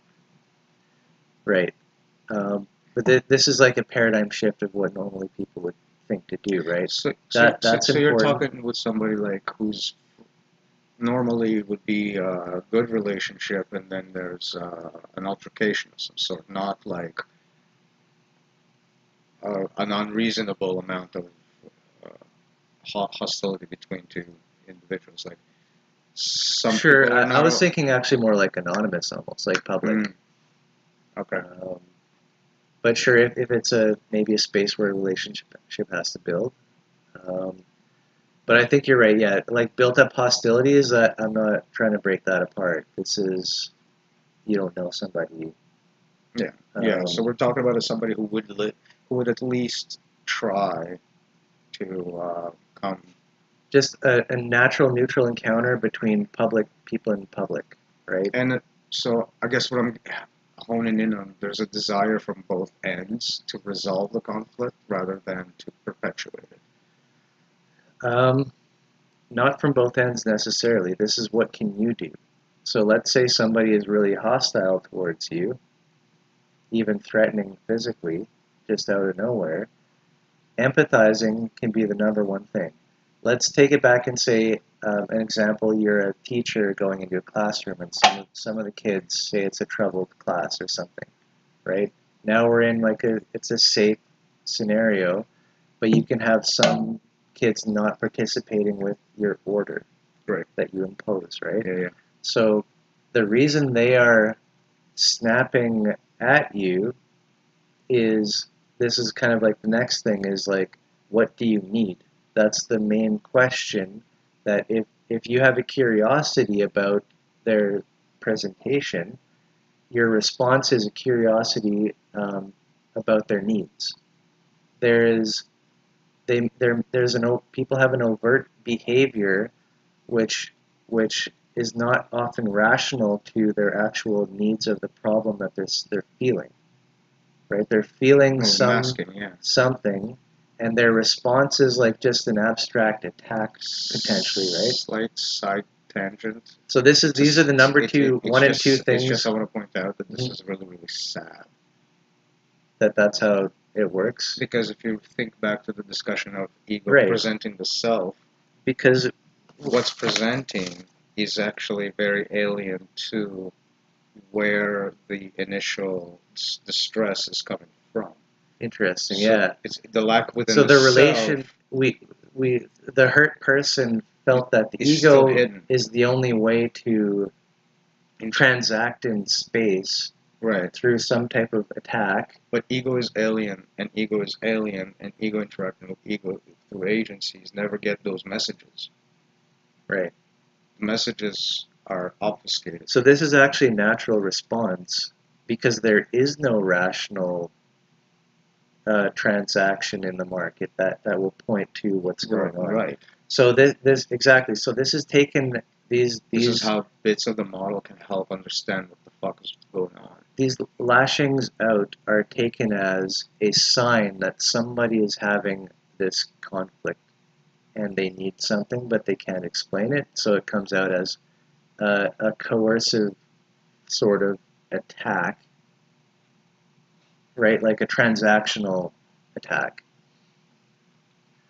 So just the advice is to be curious about what could they need. First off, to empathize. Like, it seems like you're feeling really upset right now. Like, did I do something? Is there something that I did? This isn't empathy. This is recognizing. Empathizing suggests... You're right. You could be I feel that with the model. So this is sympathy. Okay. In model terms, sympathy. Yeah. This would be sympathy. So you sympathize as your initial response. Because you can't empathize yet because you don't know what's actually going on. The need will maybe extract that information, which will allow for empathy. Interesting. That's a very directed sympathy. Like that's a sympathy with purpose, with a empathetic purpose. Right. That's one of the key things I actually really appreciated about Buddhism, as in general, in the way it approached both words and how it explained sympathy and empathy. So, what it told us to Yeah, do, yeah, yeah. there's those This fits perfect. there's meditations that are they're directed at this point. There's that loving kindness stuff. So when you're doing loving kindness And meditation, yeah, you basically start with yourself and you expand that circle outwards and outwards and yeah. outwards. This is Right. an empathy exercise. Interesting. Then there are there's the sympathetic joy and the Is loving kindness. Do you have to investigate your empathy to the outside world, like No, what we were just talking about? Like you have to know about them, or you just assume? No, you empathize with the fact that they're another human, the feelings that with they yourself. must have No, another. hold on. They must have feelings too. First, you start to empathize with your feelings. So you start to take yourself as a stranger, and then give that empathy, like how you truly feel about how you feel about those things. So there's the things that you feel, but then there is that notion of how do you, if you were like removed from that situation, This how is would you feel super about ego. that if that was your In other self, words, should you feel shame or guilt? if this was somebody else? And then you take that same notion and then you expand that circle a little further. Close friends and family, people who still love you. Then you expand it further into easier, like lesser knowledgeable acquaintances. Then unknown, anonymous people. Right. Then people that you wouldn't like. Yeah, and this is all like little model tidbits that should be, when a master is operating, this is part of the education, if you will, package. There should be something available to rely on, to cite and to source. Here's this soundbite for this problem, this soundbite for that problem. Yeah. So the position of so that was the position of empathy. So the position of empathy is to like literally incorporate the larger and larger group into oneself, and just to be sensitive to what that means. So if you are this person in that group, it feels like that. If you're in this condition of that group, this is what's happening. That this is you empathizing. Sympathy, on the other hand, is to take on the observed problems or solutions, and to sort of understand that they are joyful in and of themselves without any necessary connection to your condition or whatever. So you're happy, I can participate in happiness because somebody else is happy, right? Like, I don't take on your happiness. I'm not empathizing with what's happened to you. I understand what's happened to you. I know why it feels the way it does, and I can feel joy in myself simply because you are joyful. Interesting. Or to feel the sorrow of somebody who has gone through This reminds me of Le Jouissance. It's just a psychoanalytic. I think it's a Lacan. The day of. Jouissance. No, it's Jour's day. It's about a joy just from an activity, like the taste of food. Oh. Like has nothing, it's not bound to any other thing, but just is like purely joy. That is another exercise. So there is, what are they called? Even I think control is one. Like having a control of the situation. No, I think it's related to the drives. In Buddhism, there's a distinct connection between having that kind of flow style joy. You know what I mean by flow? You don't think about the activity, you're in the activity. Yeah. So that joy and flow state. And then there's another word for it, rapture. In rapture. Yeah, so it's like an intensification of that feeling of joy from just being present in that activity or whatever the fuck it is. And in Buddhism, that is its own exercise. Interesting. Yeah, this reminds me of. So we talked about three different things here: joy, that in this sense, sympathetic joy and empathetic um, presence. This reminds me of like a preoccupying activity that somebody, instead of spinning a pen, they could just be like seeing deeply into their own mind and the world as No, it is, imagine as a point of interest. imagine that fit. Sorry, As a fidget spinner, so you reality fidget we, spinner. we tend to do it as a fidgeting thing, right? But then you look at some of these people that like really start to take it into like the next level, and they're just like the pen Yeah, is I just can like only do a few combos. the pen is just like helicoptering around their fingers, right? I And you're always like, I always wanted to okay, never stop, to that's be able flow. to never stop it, but So that's flow. When you were just like you don't care about like the fidgeting. You're just like I want to sure. move it this way. I want to move it that way. I want to do this. I want to do that. You get And you don't the need to do one after another to have that yeah. state. You know where the easiest place to find the flow feeling? Riding a bike. You don't care about your pedaling. You don't care about your arm position. You're moving the bike this Sure. way. You're moving the We're bike getting into that way. Zen territory. That's yes. It's the same territory. We are not getting there. The Zen territory has been here all along. Mhm. It's just what happens. It's Recognizing the Zen it for what it territory. is just is quote unquote special, but that's just because our mythology doesn't support Hmm. fuck all about it. Yeah. It's interesting how like sort of machine-like, mechanistic, rigid, like APS neurochemical stuff, like systemic regularities. These are what's like enabling under the surface a state, a sense of seamless flow on the top, right? That's kind of neat. Yeah, except when it's hijacked into regret and anxiety. Then it's If that's the flow, then we have buzzsaw. a problem. Yeah, F that. I mean, that is the problem, right? Like, the problem is that said flow is wrapped up Right. into And I feel like categories identity is such a key point of like yeah, what is your identity and how do you construct it? I think That's like that's like a black hole vortex. There's like an event horizon around the word identity. it's a new term now, and what I'm going to do is I'm going to utilize it to bridge the gap between self and ego Yeah. and the nuances that we just discussed today. Because Yeah, I feel mean, like there's something new there, isn't there? Well, the connections, all of identity, so like what I thought was obvious was not obvious. right, and how we differentiated. Because remember, like if you recall any of the conversations before, you can see I'm assuming these things. Self as using the ego, like that was another part of it. So the ego is the presentation of self to the market. Right, but in the context, the self can be primary, the self can be foreground, and the ego can be background or whatever.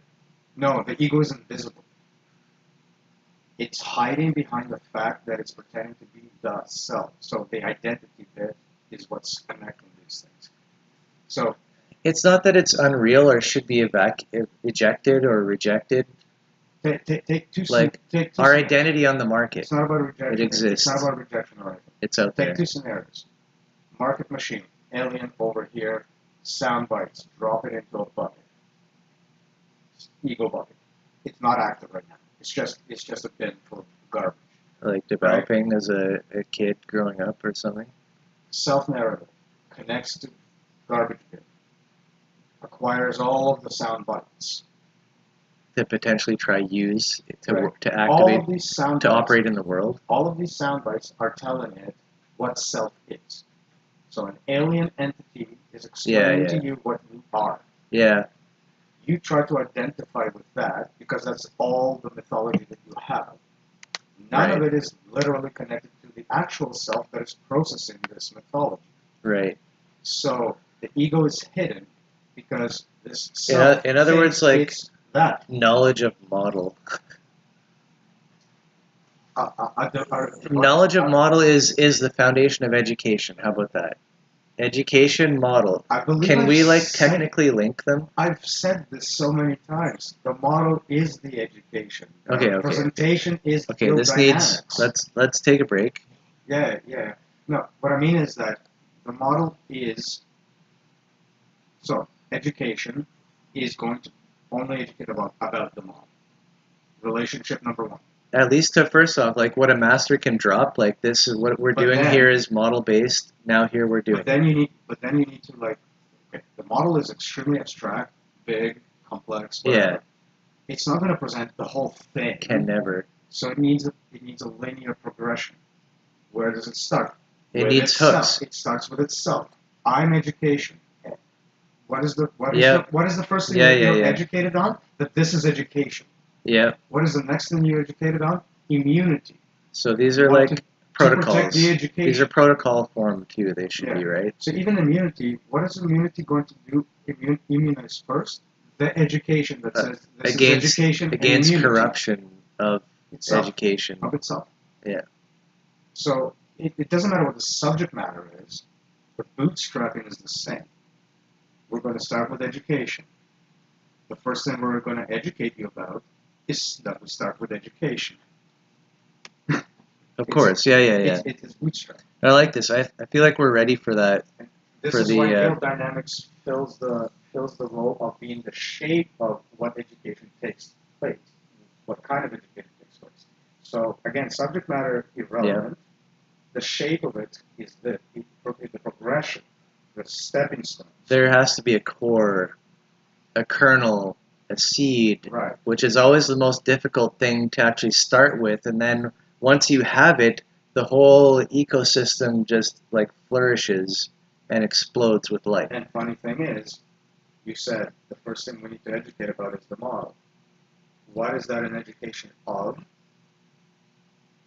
This progression? It's the model. The model has this progression in it.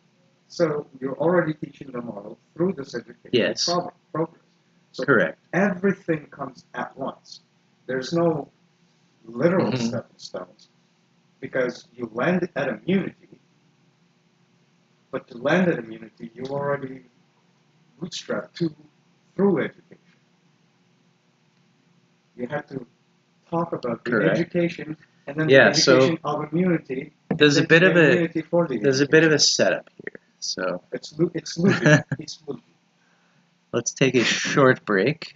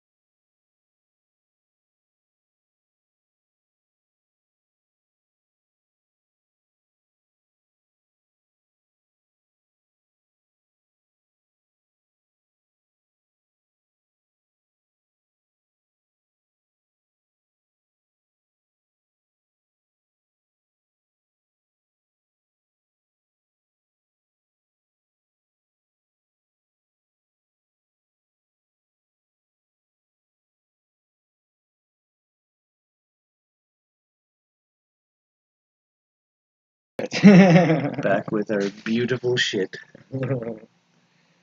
New term. Beautiful shit. Yep. Mm-hmm. Meant to evoke exactly what you're thinking right now. Yes. Imagine beauty and imagine it in shit form. It's beautiful.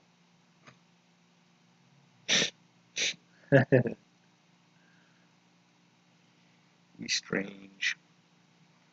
Anyway. Mm-hmm. Yep, so what do we got? 4 o'clock. We got an hour and a half left. That's very generous. Yep. Generous amount of time. The axiological conspiracy. Yeah. Have we solved it? We? No, that's kind of joking. In jest, I mean, have we described it? That's what I meant. Well, it depends on what's on record. When we were talking to... Oh, yeah, Dylan. When we were talking to Dylan, Dillerman. we kind of went into the description of You the theme. you were giving like an intro, a basic intro to it. Yeah. So I feel like if we could describe it, that would be the basis of the thinking. It would be settled. So the basis of this title is the word axiology, right? And the axiology is the study of value, right? And the problem I'm raising with that is that it tries to evaluate the values of things like love, beauty, justice, and things that essentially are effectively qualitative things. But wait. First off, value is a quality. Interestingly enough. So the problem inherently is trying to count it, sort of, you could say. To quantify it. To quantify something that's otherwise eludes quantification because the perceived value in question, right, is based on an abstraction that doesn't really revolve around the actual world itself. It has something to do with a layer that is entirely outside of the scope of what it's trying to do.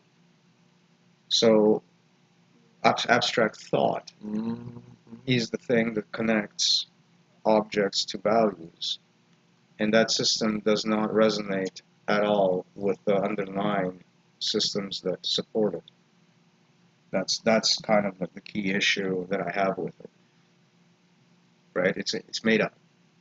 Effectively, what I'm saying is it's made up. We've talked about this quite a bit. Automation, as well, the automation of value judgments. In other words, right. What is the value? How valuable is an object in front of you based on like lists? Right. Ordered from like most valuable to least valuable. And this is kind of how our machine-like economy operates. And this gives it room to be operated through what's called a balance sheet. Once you have a list of values, like you were saying, you can switch out the object for the value, right? Use the value alone and move that value around in a balance sheet. And so long as the balance is balanced, it's as if everything is in its proper place. Yeah. However, it has nothing to do with the reality. And by proper place means a decision can be made to like execute, to download. By proper, I mean fulfill some kind of contract. Right. But for the purpose which is arbitrary. For the purpose of executing an action. Mm-hmm. So you download onto contract the world. and action are synonymous in this right. description. That's ultimately the purpose, is this thought chain. Oh, this is equivalent to that in value, you're using dollars to equivalent, and then you execute it. Like, so with numbers, you have this kind of weird ability to obfuscate in a sense of like how, for example, 4 is not only 1 plus 1 plus 1 plus 1, it's also 2 plus 2, it's also 2 times 2, it's also 2 to the power of 2. So you have all 8 divided by 2. So you have all of these different ways to think about this one number, right? And they're completely disconnected from, again, how that value got into the balance sheet. So the upload-download problem is presented there. And Right. also, this is what obfuscation is. Mm-hmm. So as long as everything runs through this obfuscation layer, everything is disconnected. How it happens, especially in the moment of transaction, you don't, like, if a product looks like that product that you're expecting, you just buy it, but you don't know if it's actually corrupted in a million different ways, or how There's that. how it came to be, or does it, like, is it actually the product that it appears to be? There's that. That's just the obfuscation is right there. That's just the extension of it. Yes, through the processing. Right? You don't trust that person at any extent, except that you're exchanging contractually, like through an agreement, right? Right. I mean, that's certainly a huge part of it. I wasn't really on that tangent. Uncertainty, bro. The point was being is that, look, if everything is set up through these balance sheets, then that means everything is running through this layer of obfuscation, which means that, do you remember how initially we had like that sheet of values? This is worth that, this is worth this, this is worth that, this is worth this. Mm-hmm. Switched it around, we used all the values, we shifted them around in balance sheets. It's complete and utter chaos to the things that got switched with. They have the paths that these objects take have nothing to do with anything except those balance sheets, right? And they don't connect back to the reality of the situation. Unhealthy products that are now causing damage on your body. Lack of food in places where there's plenty of food. Shit like that. Mm-hmm. The ironies. Like every single bereavement that people have with the way the system works, it's this obfuscation. There's no contact. There's only numbers, and there's no connecting tissues between anything. Yeah. There's just this grease. This invokes a radicalness, because what are you talking about? Actually knowing people, are actually having trust. How does that work on a scale? Like, how does that scale? And this is the holonic. This is the holonic model. This question has an assumption. This question. Assumption of control. Control, that I will control at scale what happens. No, this assumption has that, but that's not what I was talking about. It's one of them. It's picking up people in from the condition that they are as is, and asking the question, how does this work at scale, without actually addressing the fact that this shit starts with personal changes. So at scale, it would mean right. It would mean there's a threshold. Process. It would mean a threshold of enough of those people that want to behave this way to make it scalable to begin with. So the question isn't asking the right thing. And I suspect that's a very large resource, in a very massive pool, just because of families, of communities, of neighbors, of people who actually have connection with another human Potentially, being, which I mentioned right at the beginning. Hopefully all of you have at least one person in the world who you feel like loves you or cares about you. That's one thing. But what I'm saying is that the question is asking, how can this ever work at scale? Always asking it from the perspective of looking at people as they are now, right? But the question I want to answer a question with a question, is the model is introducing a concept of the person starting, then the group that they're in, and so on, and outflow that way. And if you have a nucleus here, a nucleus here, a nucleus here, a nucleus here, and those bubbles grow and they merge and whatever. Yeah. At scale, this is actually more potent for scale. However, whatever the interactions that they are. This is even more potent for scale, and this is the natural way that even ecosystems operate. Like, if you stop a river and you redirect it and make a dam here, like, there's going to be a new ecosystem where you made the dam, The river downway is going to dry up. Everything's going to go its way. Like, but you don't have to decide for nature how it's going to adapt to that change. It's just Right. going to happen. So the question is also making another assumption. It's like, what's the one overarching system that's going to be emergent out of it, like that's going to hold all of this together? It doesn't recognize the idea that there might be several, multiple, interchangeable, Right. interconnected. That it might be like a organic scaffolding systems structure of order building up. that are changing. Right. So Instead of like, what is the law of the land? So once in a while, it could look like a complete monolith. Then it could be completely fragmented. Then it could be two monoliths. Yeah. Then it like fragment again, and on and on, and then it could be Right. a monolith and two monoliths and a couple of different fragmentations all And at once. even the idea of monolith is just hallucinatory kind of. The only way you can think of the guild as any kind of monolith is in the fact that the model is being utilized, except like to its proper. But even then, what do you mean by model? There's no exact.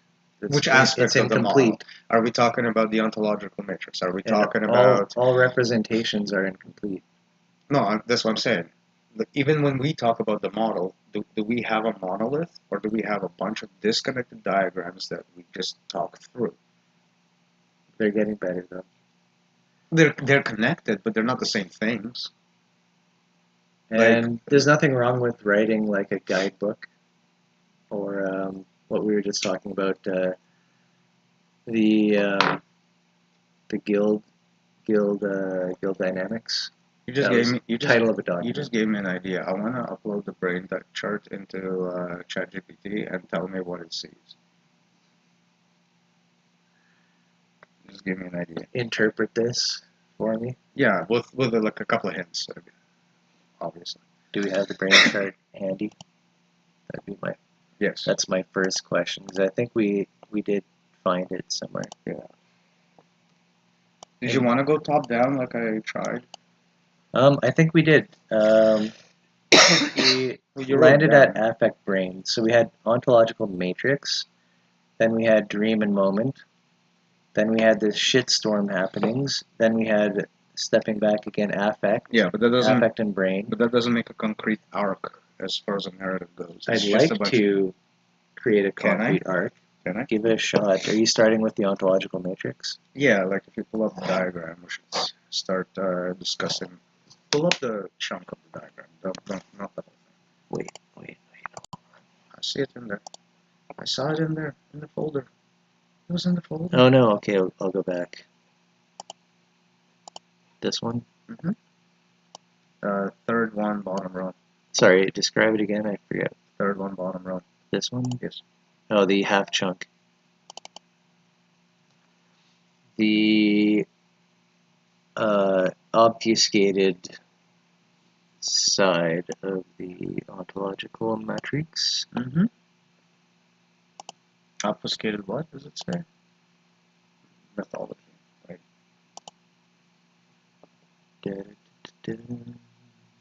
Oh no, I'm not asking you to do the ChatGPT analysis now. Well, I want to do it. Go to the chart. I am. I'm getting there. We're not sharing the desktop right now, so it's fine. I'll wait for the script. Don't worry, we're getting there. New chat.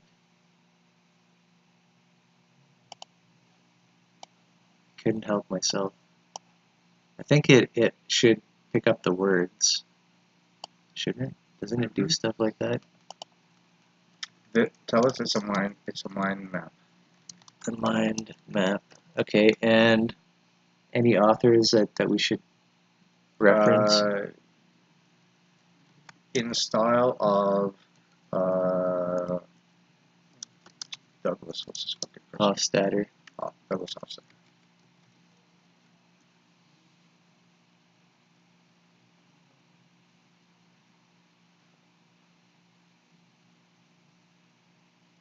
interconnected nodes, holonic structure, dynamic roles, semantic hierarchies, concrete and abstract, recursive relationships, yeah, cognitive architecture,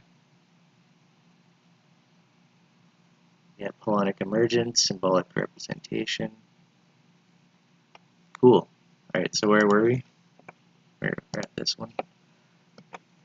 Not that. Answer its questions. The Onto matrix. Oh, did it have questions? Yeah, clarification questions. The purpose of this map is it a Specific system. It represents a system called the neurochemical operating system. A layered system called the neurochemical operating system.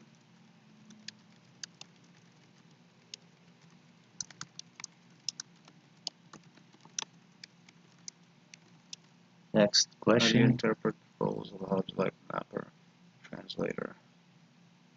Central to the model's function. They are different layers of mapping mechanisms to get us from one layer to the next.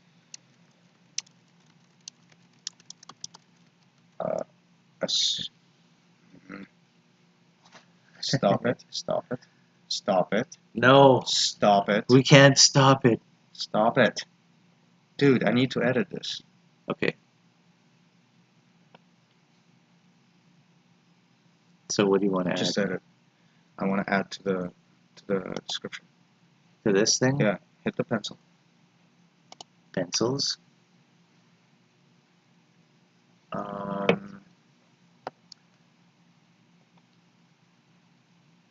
Because the layers rise in complexity, different terminology is used to denote the mapping mechanism. They are all effectively, quote-unquote, mappers. Quote-unquote, mappers. Okay. There, that's right.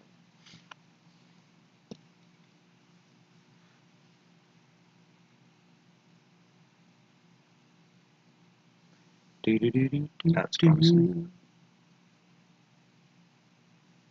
Yeah, I try to clean up look at that. It came up with self-reference. recursion and self-reference, yeah. Let's read that. Can we? Wait, Can we read that? what do you mean read it? I want to read the whole thing. Oh, the entirety? Yeah. Okay. Visualization of how different layers within the neurochemical operating system interact and transform inputs as they rise in complexity. Let's incorporate that. Mapper translator, how the layers bridge abstract and concrete processes. Is that right? Mm-hmm. Okay. Bridge, because you're from one to another is abstract over to concrete, over and over again, right? Dynamic reflects a dynamic transition mechanism. Each hub plays a role in translating information from one level to the next, adapting to the increasing complexity. About Kind of adapting, but yeah, it's like pointing out symbols, like giving a higher name to a cluster of things. Yeah, exactly. Layered complexity. The progression through layers suggests an emergent structure where lower level elements, signal and sense provide foundation for higher. Recursion and self-reference. Okay, so yeah, interesting. It got some things going on. I don't know if it understands that this is like, It picked up on a shit ton of things. An ongoing flow. It talks about strange loops, right? So it must have picked up on that. It talks about recursion, so it absolutely picked up on that. Right. It talks about self-reference, feedback. Yeah, It got it. It got the gist of it. Okay.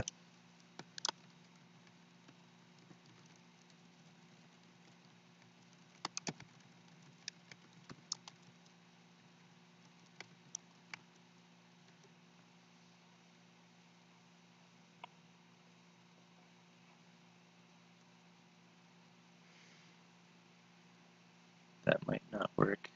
That's what I was thinking. It's a grand orchestra playing the symphony of your mind and body. Each instrument in the orchestra represents a layer. Simple as beats. Okay, I just told it to use a metaphor to Mapper and translator and other hubs are like conductor's baton. It ensures that the most basic flow, the music flows Okay, tell it smoothly. to fix its understanding. A translator is a mapper, just like every other type of mapper. Just tell it that.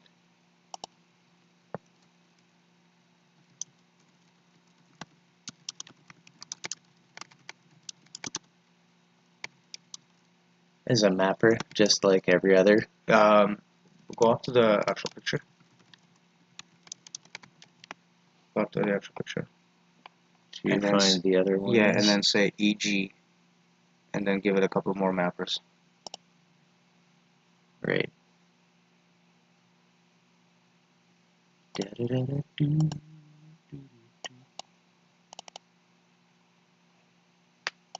Never actually opened the picture. That's funny. I.e., Instantiator, instantiator, controller, executor. Yeah.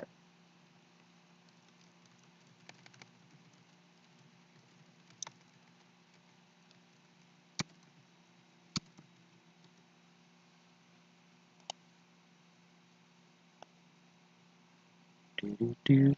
Imagine the neurochemical operating system as a network of bridges connecting different islands, each island representing a layer of complexity in your mind and body. These islands range from the simplest, like raw sensation, to the most complex, like abstract thoughts and creativity. The bridges, whether they're labeled mapper, translator, controller, or executor, are all variations of the same essential function. They guide and transform the flow of information between islands.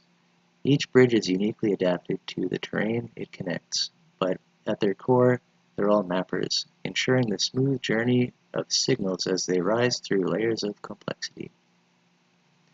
For example, a translator bridge might carry raw sensory signals from one island and transform them into meaningful symbols. A controller bridge might organize those symbols into actionable patterns. An executor bridge might take those patterns and help turn them into action. All these bridges work together to make sure the system operates seamlessly, moving. It got shit backwards slightly, but it's on the right It's path. making structure. Yeah, we've never really spelled that out.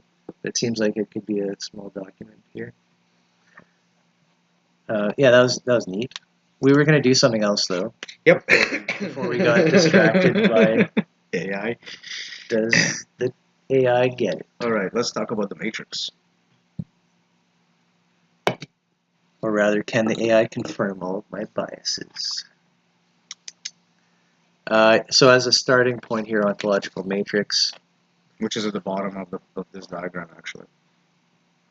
Yes, the bottom right. Are we? I don't know if we're So sharing. the idea was to like build up a matrix from some of the notions that we've utilized before. Okay. Right. Really simple shit. Yeah. Well, simple as in ideally.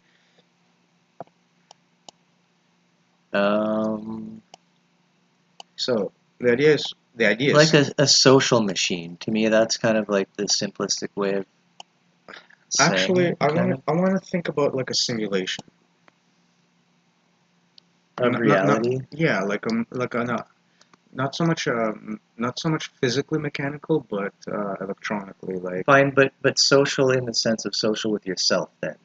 At the bare minimum. Let's say there's no other physical beings. Fine. The rules of engagement, if you will. Funny that war. Right, like anyway. it's all agentic and no, war is the fundamental interaction in ego. Right. So that's kind of my pun. the bottom we have the matrix, right? But everything beforehand leads into it. So let's start at the top I don't know how to zoom it better. and sort of work our way down into like how do we get a matrix and what the fuck are we talking about? So on the left-hand side, you see a bubble called obfuscated meta-narrative, right? To understand that, we will have to use another chart to The dream to explain it. Yes, later. right. But the key components All here, you know is the world doesn't make sense, but it's unified as a meta-narrative being like the highest level of kind of what your reality is, if you will. let's call it the collective uh, belief system, whatever that may be. We're not talking about a religion. We're not talking about anything specific. We're talking about how all of it meshes together at once. Right. So, obfuscated to shit. And this could be one person relating to themselves. It can. However, we're usually talking about It's society. easier to understand it if you look at society and think about every group of people meshing together and not knowing what the other group of people is even doing, and their only connective tissue To me, is these transactional through banking. to me, that this would relate generally through psychoanalysis, Freud, from Lacan, as the superego, which is like society's expectations of like you should do this or that, or otherwise you should be shamed. It's sort of like these are the protocols of how people act, and it's kind of like getting ahead of me. It's an internal voice as well to regulate yourself, but Yeah. that's You're getting ahead of me. So I just want to try to relate that. I hope you can expand on that too. It's related. It's a classic Freudian. I'm literally going to get into it. Psychoanalysis. So from the obfuscated meta-narrative, right, a meta-narrative that is basically disconnected from itself, we have what are called sound bites, single, purposeful. We usually call them memes. Yep. It equates chunks of story. It equates towards like protocol. Yeah, like the key features is that they are complete chunks in and of themselves, and they are they're like full messages, right? They have a beginning and an end. They're like a full transmission. So that full transmission that wouldn't make sense being incomplete or over extended is what we call the soundbite, just to isolate the concept of meaning. And it's like a connection of abstract and concrete into a meaning ball. Yeah. That travels together. That's why I'm saying in normal world, that's what people call memes. Because you often can't just say, "Oh, this event happened." There's some like background implying like one was good or one was bad. You know, like on TV, you can't just report the news. Like when you say I got married. Yeah. Right? It could mean that I'm happy, or that I don't know. I've been put under the shotgun. Yeah. Right. Sold off. Yes, it's kind of like the word by itself does not mean anything, but if you plug it into its where it's said and how it's being said, right, it takes on. And so, just the generic "I got married" example, without context, isn't really a story that's gonna. But if you know who I am and if you know my life and all of that stuff, you'd be happy for me, right? Obviously, this happened almost 20 years ago, but whatever. Yeah, and that makes it a meaningful meme, if you will, to be spread out into the world. Right.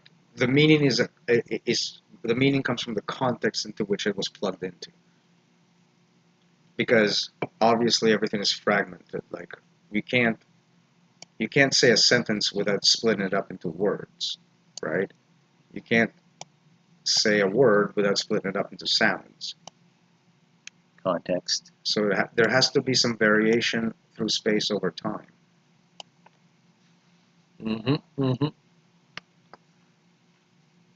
The point then, very true. Sorry, not the point, but the continuation then is that we have this bubble at the top called the market machine.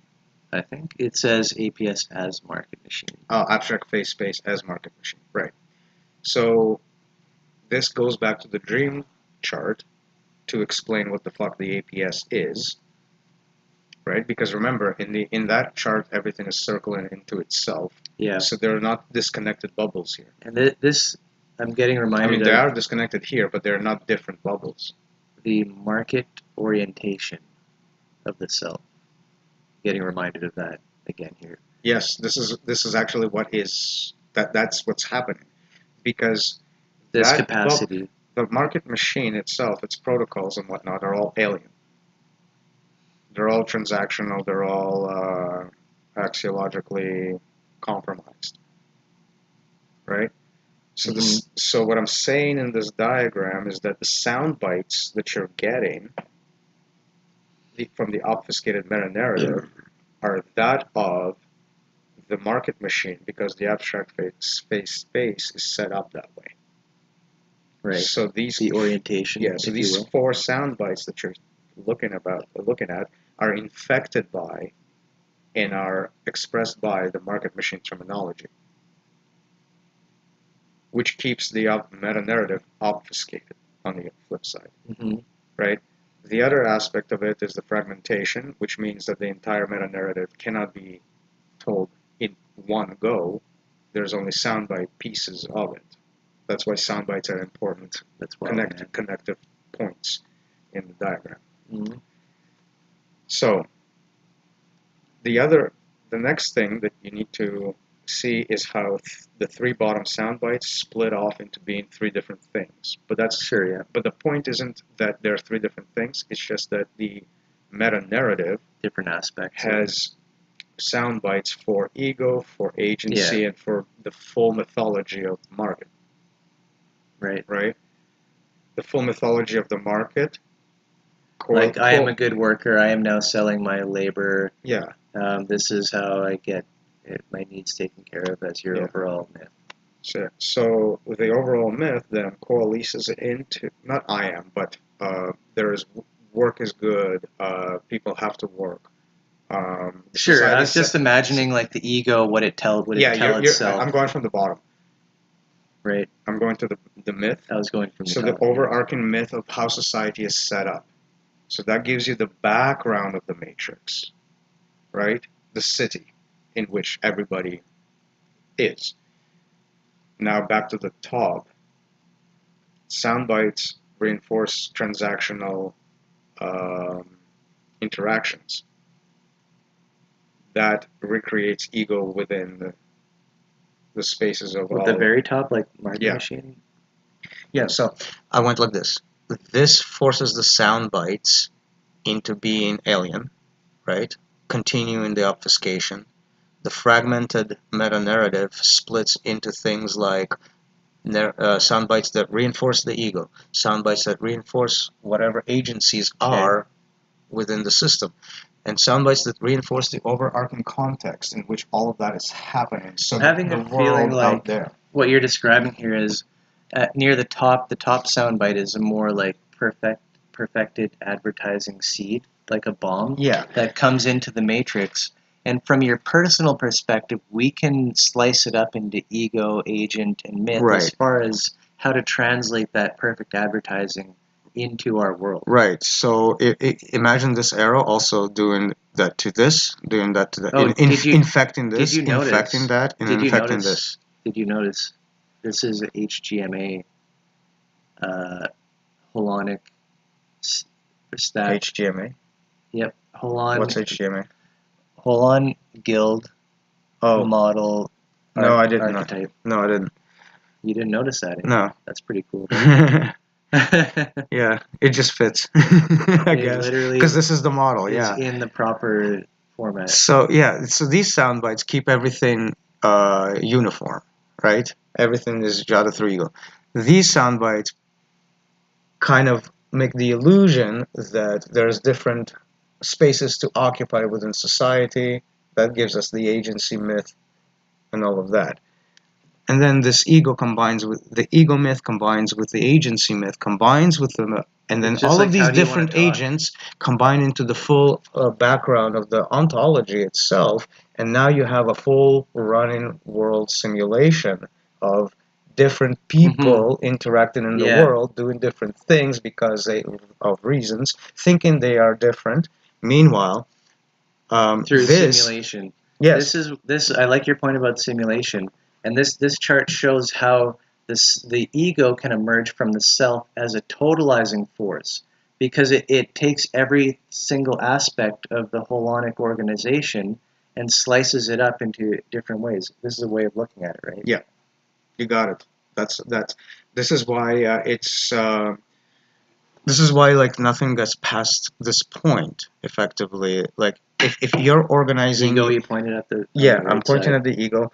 So if all of your mythology is already infected with market sound bites, right, and all of those sound bites are reinforcing ego, agency, and mythology of the interactions of those, right, there is no room for any further connective tissue to lead back to a self that isn't any part of that, right? It leaves Right. it all out.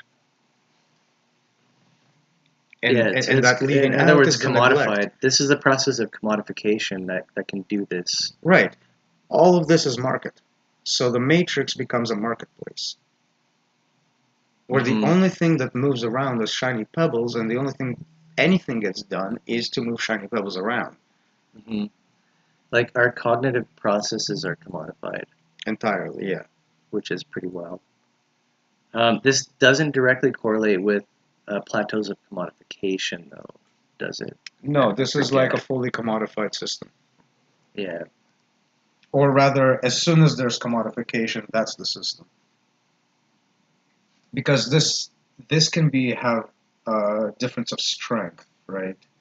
You can look at it as Mm-hmm. as a concept of This threshold, this is the general totalizing force right? right here. It But it's doesn't mean that everything's totalized or this portion of life is or isn't. It's right, just this is what the totalizing force is, so what it looks like. and what and why it subsumes everything, Hmm.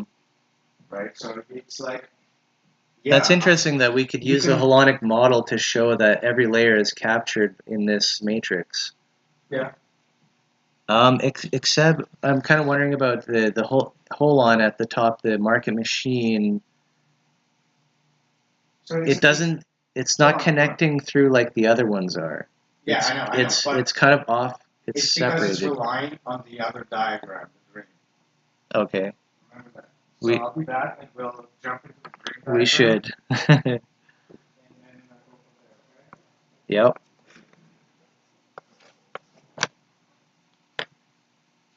And we shall be right back.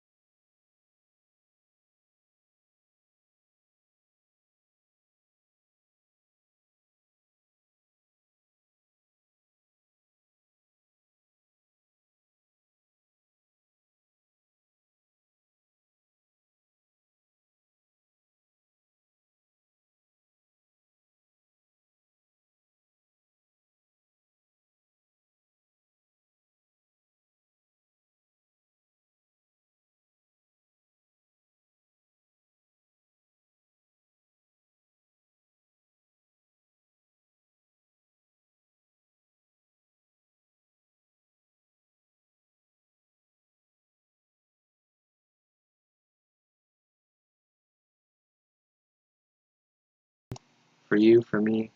All right. So what was your question? Let's just bring that back to I forget, context. but we're gonna open our beers.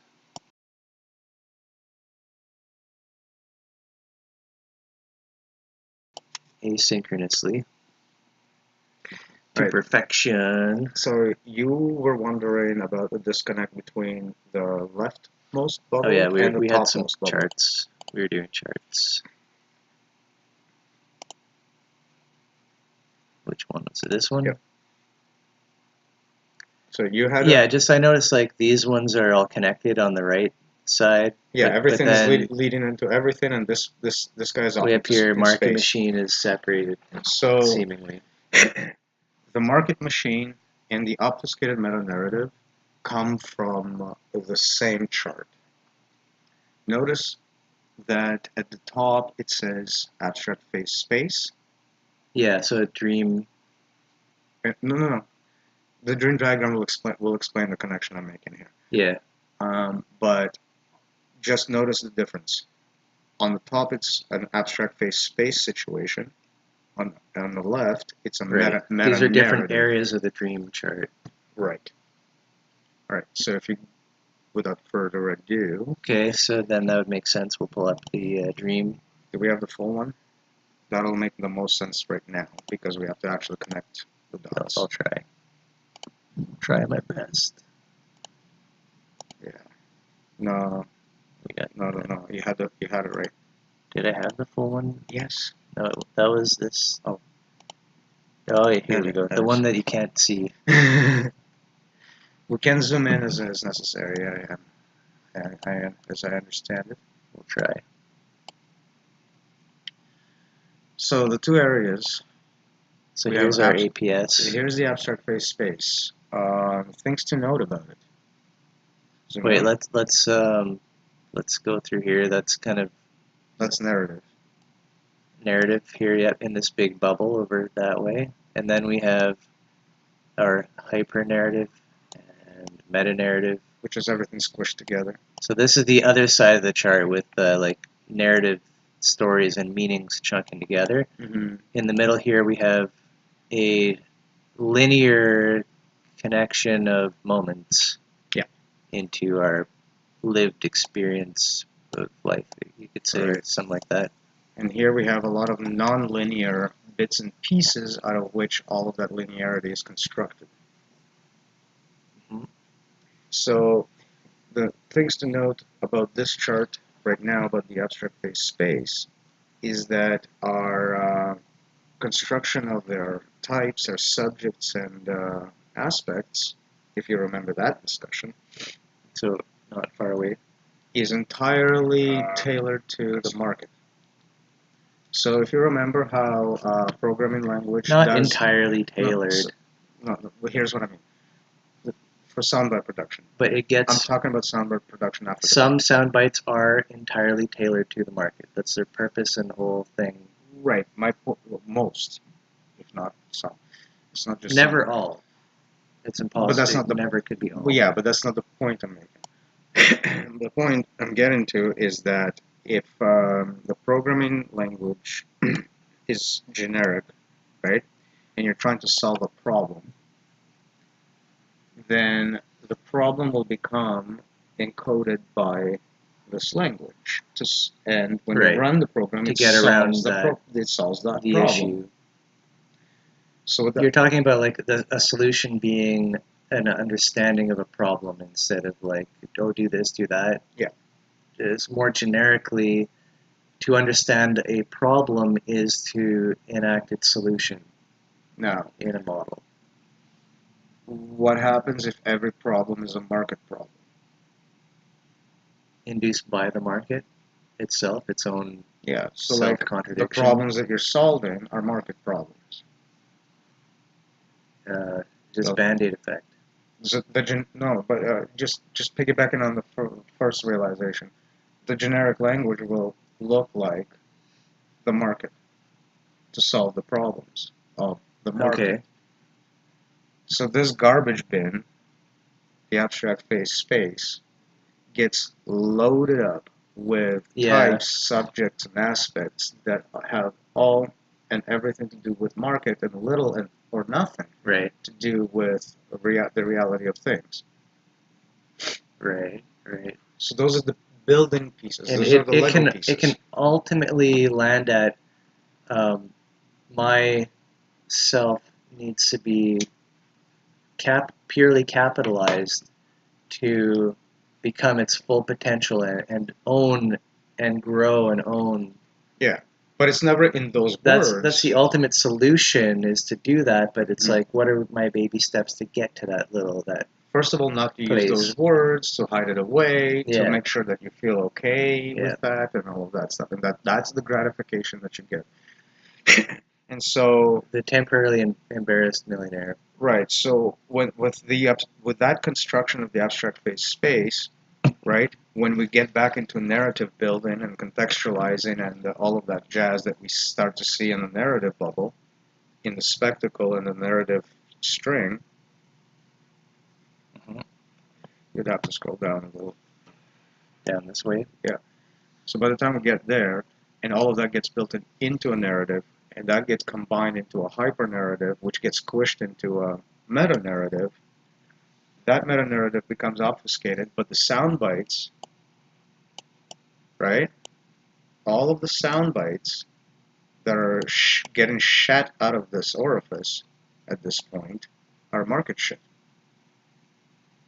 To clump together and to Yeah. make the meaning. Yeah. Our whole world And then reality. and then follow where that bubble leads from. Decay. Into the system.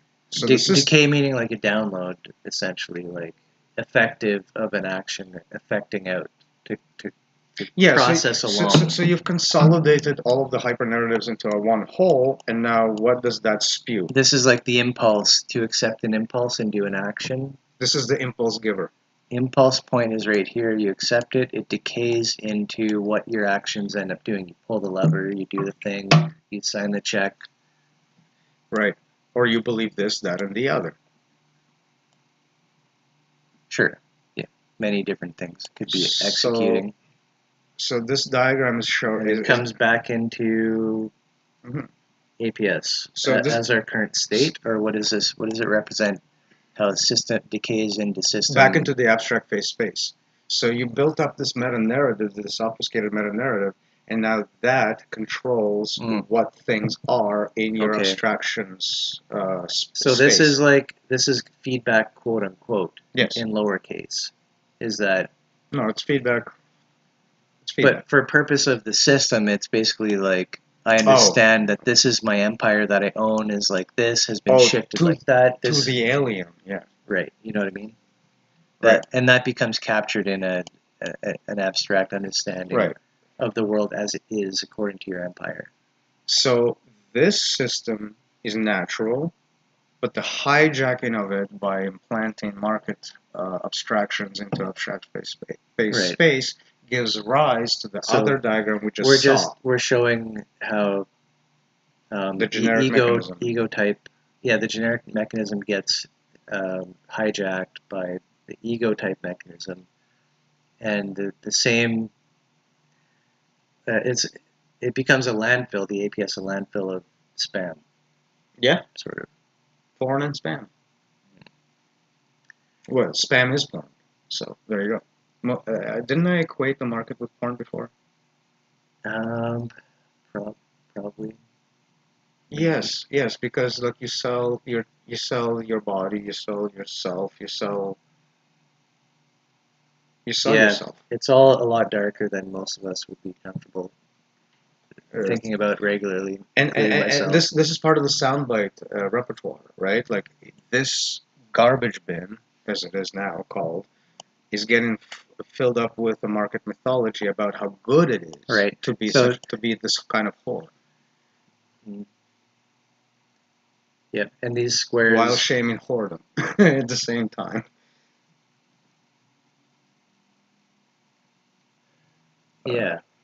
These squares being different parts of your reality that feel under control. It's like if you switch it and do 3D, it's like buildings. Mm-hmm. These squares are like buildings.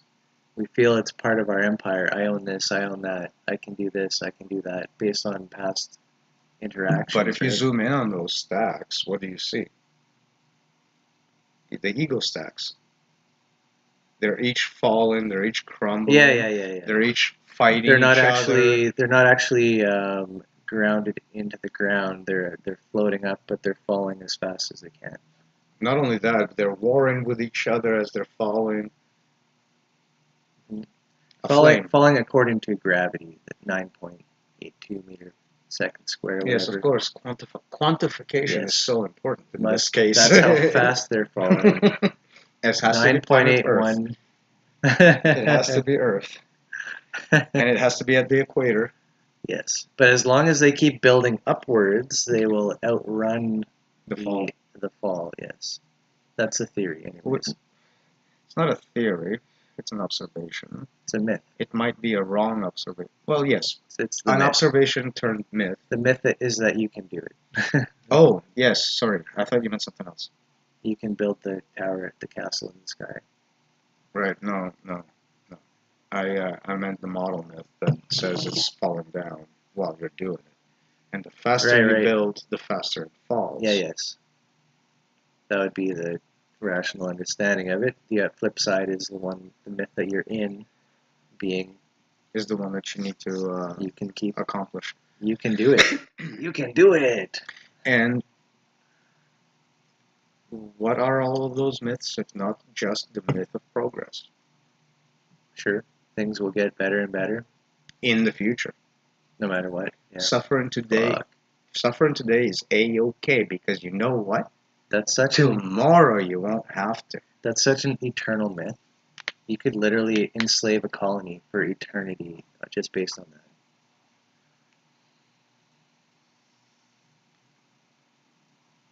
Haven't we done? It seems that's the conspiracy. We've enslaved the colony of Earth. But it's getting better. It's getting better. We've enslaved the entire. Is it all that matters? So I don't have to care anymore because it's getting better. We have enslaved the entire colony of Earth by being prompted by nothing more than abstractions. Well, that's yes. If you want to be even more abstract about it, then yes, sure.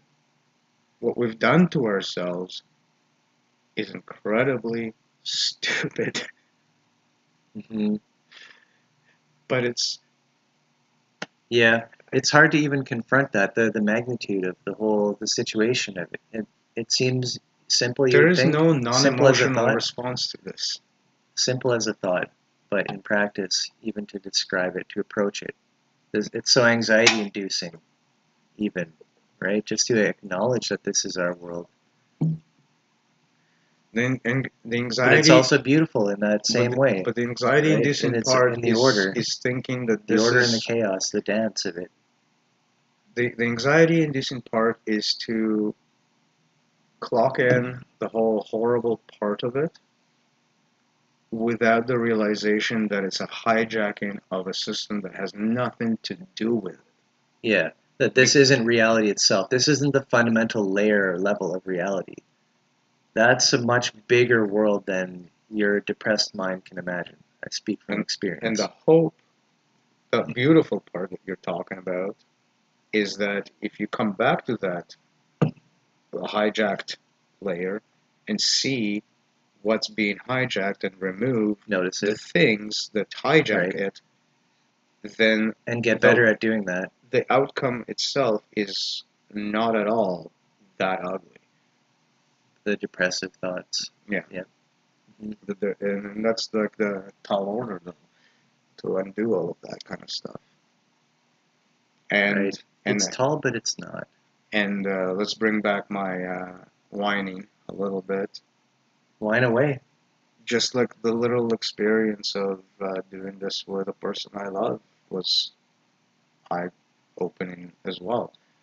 There are so many different layers of, you mean of delusion. In personal relationships. Processing of our own psyche and our own, our identity, I guess. Yeah. Our identity in relation to other people who we love in our lives, which may not be healthy as we think. And getting through that, processing it, Like we self-sabotage. This is the axiological conspiracy to self-sabotage. And nobody tells you to self-sabotage. It's all you know to do. It's a fake world, and we're accepting it. That's the sabotage. That's the conspiracy to live in a fake world, to propagate it for the fake promise of shit that will never come. Being on top, being the best, having the most money. It's such a weird fucking aspiration, though. Why do we need to be better than other people? Like, to what end? Just to not die, because the people who are not better are getting fucked right over. It's a threat. It's a this is the anxiety of the identity, that's right? the artificial system. Because you'll go under that ditch. No, but that's the artificial You'll stuff. be in the ditch. But I'm saying, like, if you remove the artificiality out of it, the idea of being the best doesn't actually make any fucking sense. If there's no artificial reward behind it, the actual concept breaks down. Like, best. Sure. Yeah. Okay. And this gets into like the Olympics as a substitute for war, in a sense, to have a competition between people. Oh, dude. But still, it still has that feeling to it. I had a personal. It's not like an epiphany, but it was a personal one. Just a thought I had this morning. Literally this morning. Okay. I was thinking about sports, and the concept that came to mind was artificial scarcity. And the idea behind sports that there's only one trophy. Yeah. There's only one first place. Or one ball to chase around, or any of those kinds of things. The idea of like introducing artificial scarcity into your fun. As a mass. Well, yeah, it's a mass shared narrative. A sport, a game. Right? A reality. But notice that a reality that people take part in. But there are games. But there are games where you don't have to win or lose, right? We don't care, and we don't care about them. Like, what are those? What games are best? Exactly, we don't care about them. Like jamming. So much so that you and I wouldn't know. Olympic musical jamming. Right, like you can't even. Yeah. The whole thing sounds ridiculous. I'm ready to compete. Again, why are you competing? This is not a competition. I'm ready for it. So yeah, my point being is that like the whole concept is reinforcing the notion of artificial scarcity as being the only Olympic gardening. It's held over a 30-day, a 3-week event. Shut up. Olympic gardening. Shut up. You know what I mean? I'm trying to this could be exciting. This could be the next thing. Like the Holonic Games. The idea that sports are just like a leisurely way to subtly reinforce the exact same message that hegemonic sport. Yeah, that life is about a competition, some kind of stacking, and whoever's closest to ultimately that ball somebody's winning. Is the best winner. If it's for real and we're competing now, every sport is like there's a 1 and a 0. Are you the 1 or are you the 0? So it's like hegemonic culture in a way. And the Greek Olympics, the original Greek Olympics, only had one medal. So you either were the winner or you weren't. Like no bronze, second place, no silver, no bronze. No, because you're the hero. There can't be more than one. There can be only one. Another tune to the theme. Was that Myth Escape, the Highlander? Yeah, it's a movie based on retelling that myth. How can be only one? What? Immortal. Huh? What's in the right. What the fuck is in the mortal? It's interesting, and these just stories act as like collections of sound bites. We remember little moments. Right. So when you saw them feeding into the ontological matrix, it's that's like what the world is. So it's not like it's like the Bible, or it's like the Mm. scientific description of the world, but it's actually the mesh of them, the hyper meta narrative combined together. So this person thinks this, that person thinks that. Okay, we haven't articulated a ontological matrix in distinguished between like something that an individual experiences as their collective ontological matrix within their own Okay, well, NCOS, it's always that. and like, of course, and the social like group Yeah, the group collective group world view, matrices, the world the view. various groups that we would But it's also, connect on. Like, what is your worldview? What do you mean? but it's actually like, It's groups. so the way I see myself in the world. So notice how I have two concepts right with me at the same. Myself and the world. Myself in the world. Okay.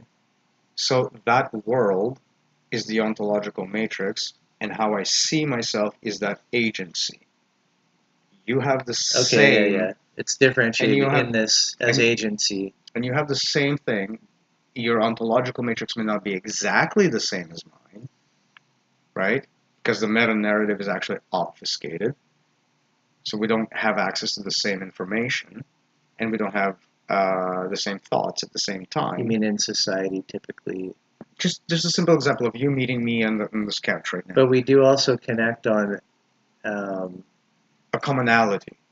the ISO side of So- the matrix. So like with us, it's we're talking about Pardon. the model through YouTube streaming, right? So we have the same worldview concepts of YouTube and streaming and talking on Sure, yeah. YouTube and what that means and blah blah blah blah blah. That's the ontology in which we are agents, and it kind of blends together from both perspectives. There are discrepancies, that's why we end up arguing, blah blah blah blah blah. There's like a sliced up divided world overlaying in which one is kind of market and one is But then there's natural, if you will. enough of a hologram enough of a blurry hologram for both of us to at least point out this to the same It's just signs. it's so interesting to me that the ego in its totalizing capacity is a reflection of the self in every way, and everything the self could tell itself can be re-envisioned in an ego narrative, market narrative, transactional. It seems like, right? That it's like a shimmering hologram over top of one, and you have to like And cross your eyes and like Can you explain focus to to me even how is see that the not two. a complete violation to do that, to have an alienated It system should. to do that It's to something that never anyone? any layer before this has never happened. It's only in this layer where we hit the self, and then we have something on top of the self that is totalizing So- the self, yet in a separate upper layer, So what do you, which even hides that the fact that the original layer existed. so what would you That's weird. So what would you call this level of violation? That Rape. a complete intrusion. Thank you. That was quick. I was hoping for that, but yeah, that was Yeah. quick. Like there is, it is That was from the heart. like there is no other. Well, physically, it's worse, obviously, for Thing. a This lot is of reasons. it's but, called the tip of the iceberg for a reason. But the reason it happens physically so readily is because the mental portion of it is essentially validated. The mental Right. rape Hijacking. that we are accepting as normal, right? To completely invade the other person's psyche the way the system does is accepted as absolutely normal. Hmm. Then why wouldn't an extension of that into the physical world not seem as simply a continuity Yeah. of the same thing, Right. of that you can do to other people? Exactly. So, yeah, And that's how Right. we build our society of people agreeing to be like that. And what do we expect? I guess, right? But we can be conscientious of it. We can label it. We can understand. We can try to heal, be better. Well, the label is not to belittle the victimhood of It's factual physical rape. It's to get to the root issue as to why rape is even a thing. I think In immunity in a society as social as ours, it does not make sense. It makes sense in immunity really when drives. you're not don't have the social component, but in the social component, rape makes less sense. Immunity drives so much of the model, like the justification for having the model. Yeah, one second. Through immunity. Burp.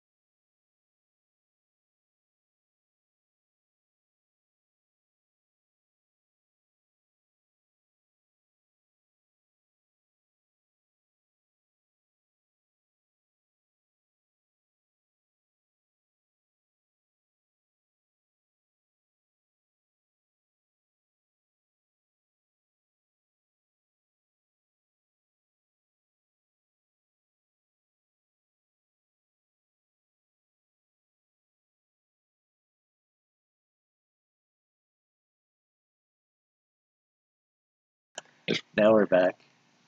What you just said, like when you have a good relationship, the timing doesn't matter. But when you don't, it's like, why do I want to commit to a time and blah blah blah blah. Like when you're feeling good overall, like just not depressed or stressed out. You don't mind Right. having scheduled to do something. Okay, whatever. I'm just I'll do this. I'll help you do that. When it's like, but the other way is like, oh fuck, now I have to do one more thing. When you're feeling just shit on what am I getting by out the of world, this at all? Yeah, feeling the victim, I guess. It was a nice point about thinking about transactional sort of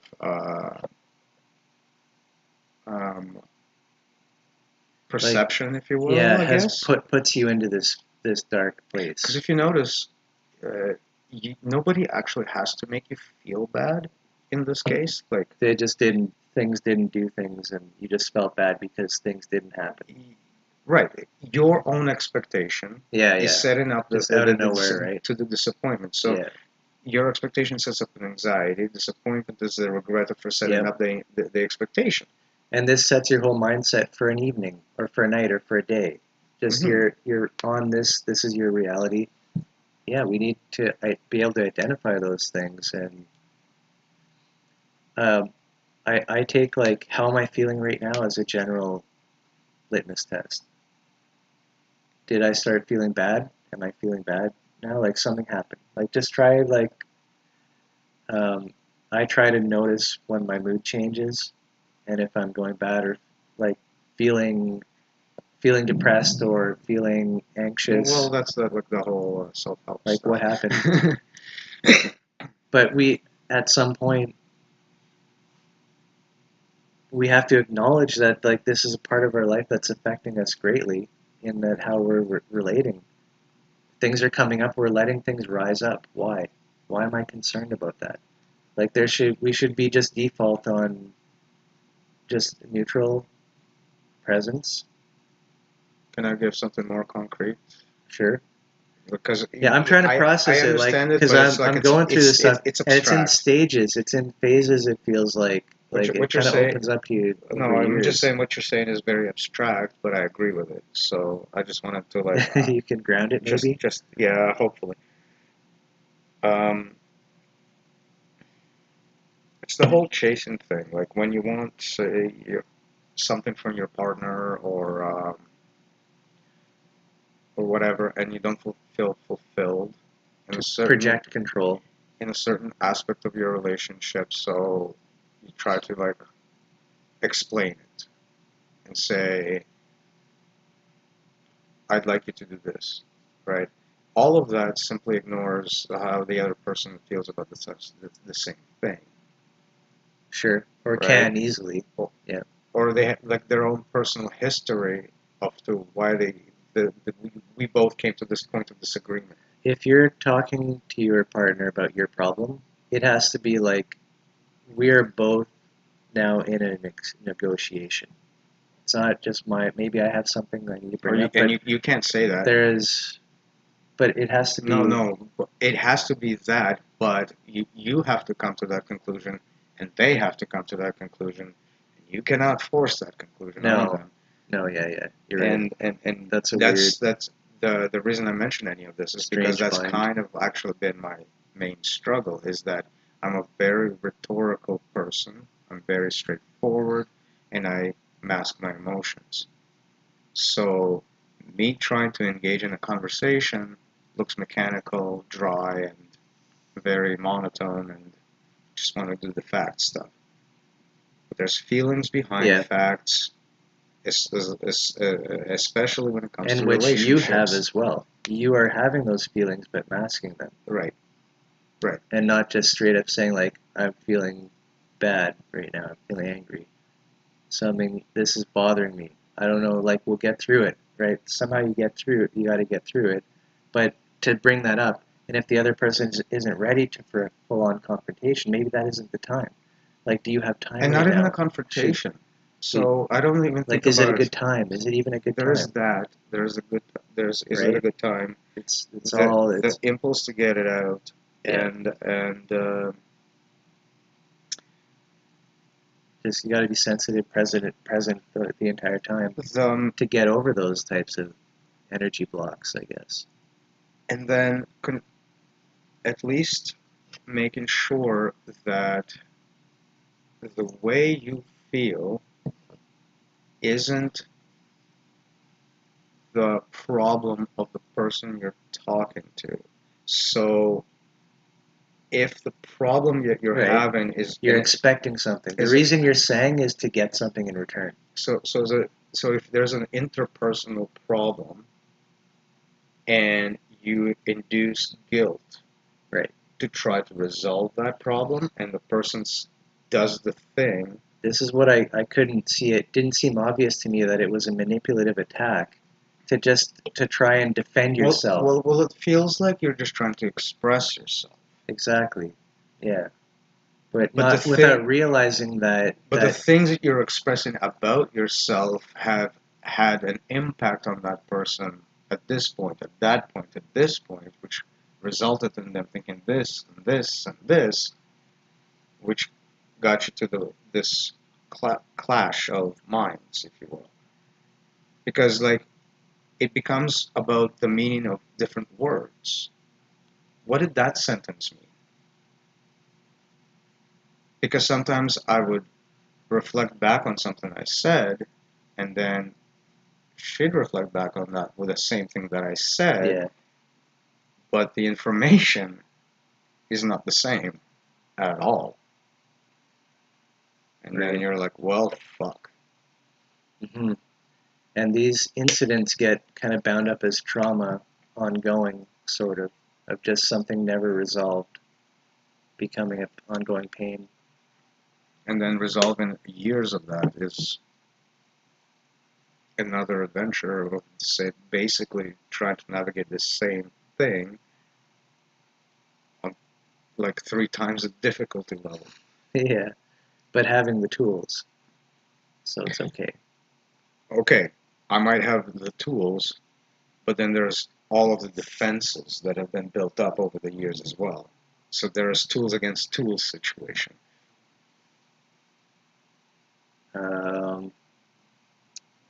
Arms race. I I'm would say reminded of arms race, but an arms race is where I would call it going the wrong way. arms But race. if you're resolving those kinds of things, I would call it a disarms race. A Sure. race to disarm. I was reminded of the word charlatanism as well with that arms race. There must be a charlatanistic force to race. It's immunity, inside outside. Immunity coupled with ego will result in a very fucked up situation. Because if you think about it, preservation of ego Sure, yeah. fucks everything else over. Hmm. And that has happened. That is Happening within all of us not that. individually Oh, hey, and that would be. collectively. Wouldn't that be fucked up if? No. This is what. That was the default. You're born into it. Yeah. That's where you were born. we fucked Yes. you up as soon as you got out. It's interesting though that life tries to protect itself. Like But then immunity still comes out in. But it's interesting in the way that ways. cancer is interesting. Yes, the immune system exists, but the cancer uses the concepts of the immune system to defend itself against the immune system. Yeah. What a wonderful world. Should we take maybe one more break and then do like a recap, and then that's. Yeah. What do you think? We're so close to an actual arc for the axiological conspiracy. I think we said what the conspiracy is. It's the self. To capitalize oneself. That's what I thought. It's a separation. Like, I don't know if we got itself, but it's an internal separation between one's own self. Not self-defeat, sabotage. Self-sabotage. Yes. The conspiracy to self-sabotage. It's not anybody or anybody else. The conspiracy to self-sabotage through your own ignorance by buying into a system that simply does not work for you. It works. That's a wild judgment. Nobody can. That's not. You can't say a system that works for you. You can just say that all kinds of shit isn't working for you. It's a system that works, just not for you. I'm not saying it can't work. I'm not saying it can't support you. No, because if you utilize it to support yourself, it can work. No. It doesn't give a shit about. No. We have to be anti-antagonistic. It's like, look at this great society, great civilization we built up. It's working so well for you, but there's so much more to life than the market. So if we encounter that, then we understand, and we're still thankful for the market and what it's done. In the spirit of conspiracy theories, I know. In the spirit of conspiracy theories. In the spirit of conspiracy theories. Aliens. In the spirit of conspiracy theories. Aliens. The alien market. Do be. So, like, there is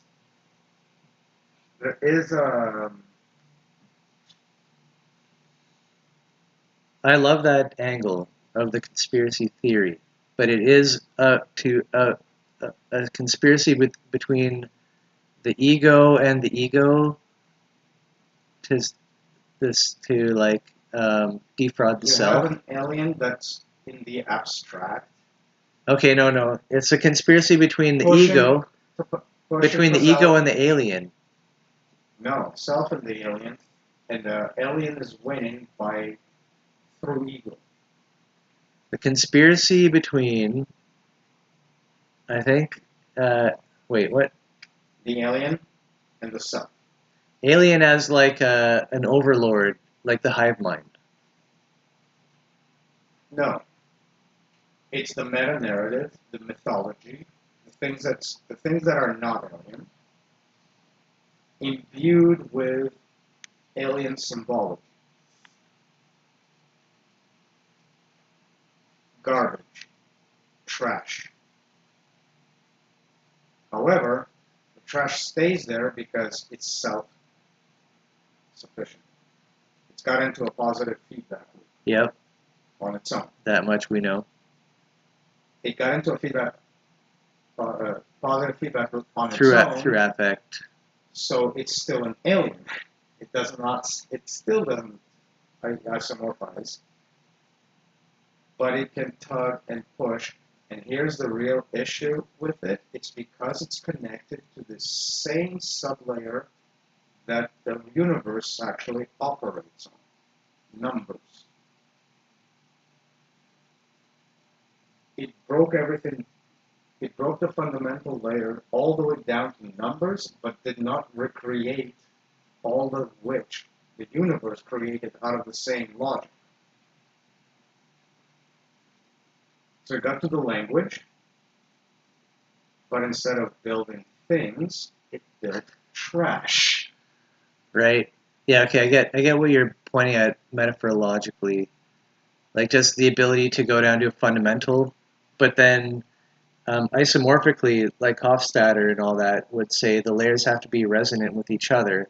But you're saying you plow down to an alphabet and then just spew gibberish on your And if text. it works together, Maybe it does momentarily, but yeah, there's so much to consider. And this is like the isomorphic upload. Upload must be part of that cycle that creates the impulse to download. That's the only way it should be accepted to download onto the world, is if it's through the upload as part of the impulse. think about it also this way. The universe created life out of numbers. We are fiddling around with fucking circles and triangles and fucking squares and all of that. Something is missing here. Sometimes a triangle fits into a square. Cool. Sometimes a circle fits into a triangle. Okay, universe level of I math? feel like maybe we should probably just, we should call it, I think. What do you think? Should we sum up? Should we take a break and sum up? Or yeah. we no, gonna, okay. I just like Because we got like 10 minutes, so we'll take a break, and This is called rushing goodbyes. they always are like that. So we'll be right back for a quick sum up, and peace out.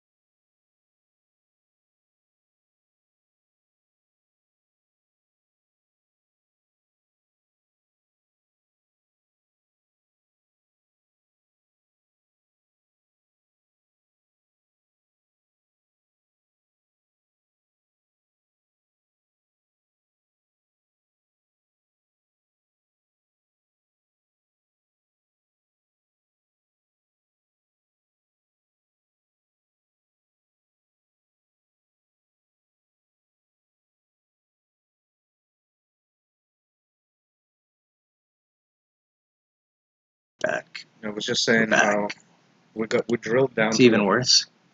We drilled down to the number system and we forgot to pick everything back up with it. Right, all the way through the stacking of complexity. On top of it, we built another system called the economy that's strictly works on the number system and is completely disconnected Market economy from everything else. This is the explanation that we would have for it. Yes. Mm-hmm. And most of our personal economy, how we survive, is ultimately dependent on what we would call the market economy, as opposed to the gift economy, which is like family or what's ownership. Even available. When you say gift economy, I want to point out that it's more about what's available. So like if the supermarket has food, there is no way anybody should be starving in its vicinity, right? But that's not the world we live in right now. I know. This is completely ideological stuff. When I say gift economy, positively, I mean like your family having a dinner, so everyone in the family has dinner. So you're assuming less estrangement, for example. Yeah. Well, it has to be. It's inherently relational. Otherwise, if you have an anonymous, and family could mean not necessarily biological. Anonymous participation.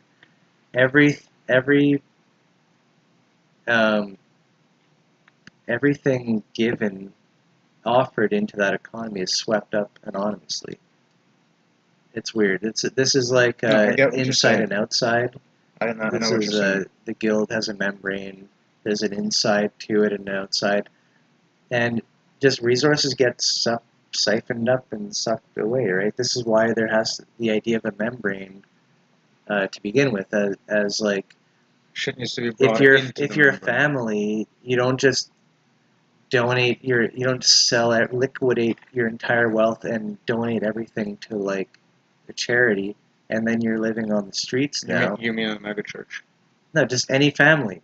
Why don't even the megachurch? The megachurch doesn't just liquidate all its assets, sell everything, and then live on the streets. Way around. The charities aren't the problem. Well, some of them are. Usually, it's the megachurch that will encourage its members to donate literally their life savings. Right. Aside from the church itself, Pat Robertson, the ruling family. Do you remember how much they were asking for money? This is class warfare. But give us your money. Give us your money.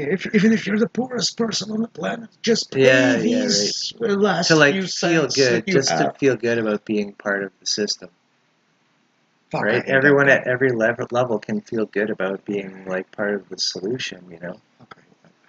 Just give them money. May he not rest in peace.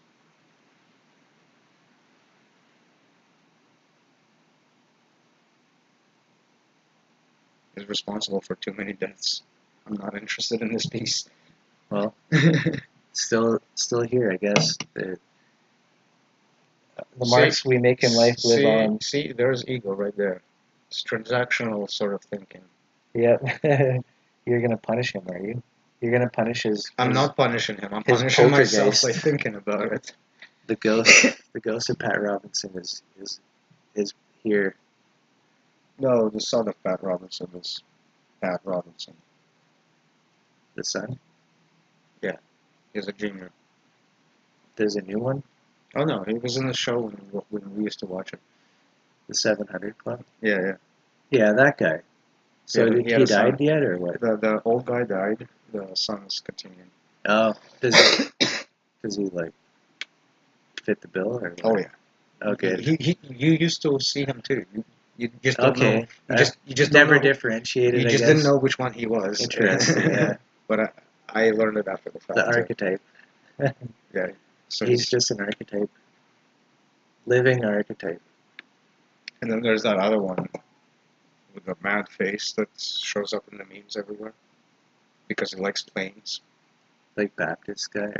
Yeah. You're probably thinking of the same guy. Forget his name. Fuck him. Crazy eyes down there. Yeah. The really crazy eyes. Like you ever question him? He's just like, whoa! Yeah, you're talking about like God. he looks like his jaw is massive too, like a beast. Like he'd be like just a machine, like made of iron. Recap? Yeah. So, anyways, we gotta go. No, seriously, there's no recap actually. There could be a small one. There's a Um, few good realizations. Chasing. let's at least agree if we probably did or didn't totally wrap this thing up. I doubt it. Seems like what's missing still. The axiological conspiracy. What is it? It's a self, not deprecating. The self. There's one of those terms I kept telling and you forgot it. Um, anyways, it's not that anybody else is doing it. There's no group or anything. I keep saying self-defeating, but it's Sabotage. sabotage. There you go. Sabotage! As soon as I say Dude, defeating, dude, you dude, say dude, sabotage. That's funny. Sabotage. That's the trigger word. Reminds me of the Beastie Boys. That's why. You know one of them died? No. One of them died. Dude, all right, we're out. No. We're out. No. Okay, you give the recap. I'm giving you like 5 minutes All right. maximum. The recap. You do it. I'm just gonna poke you.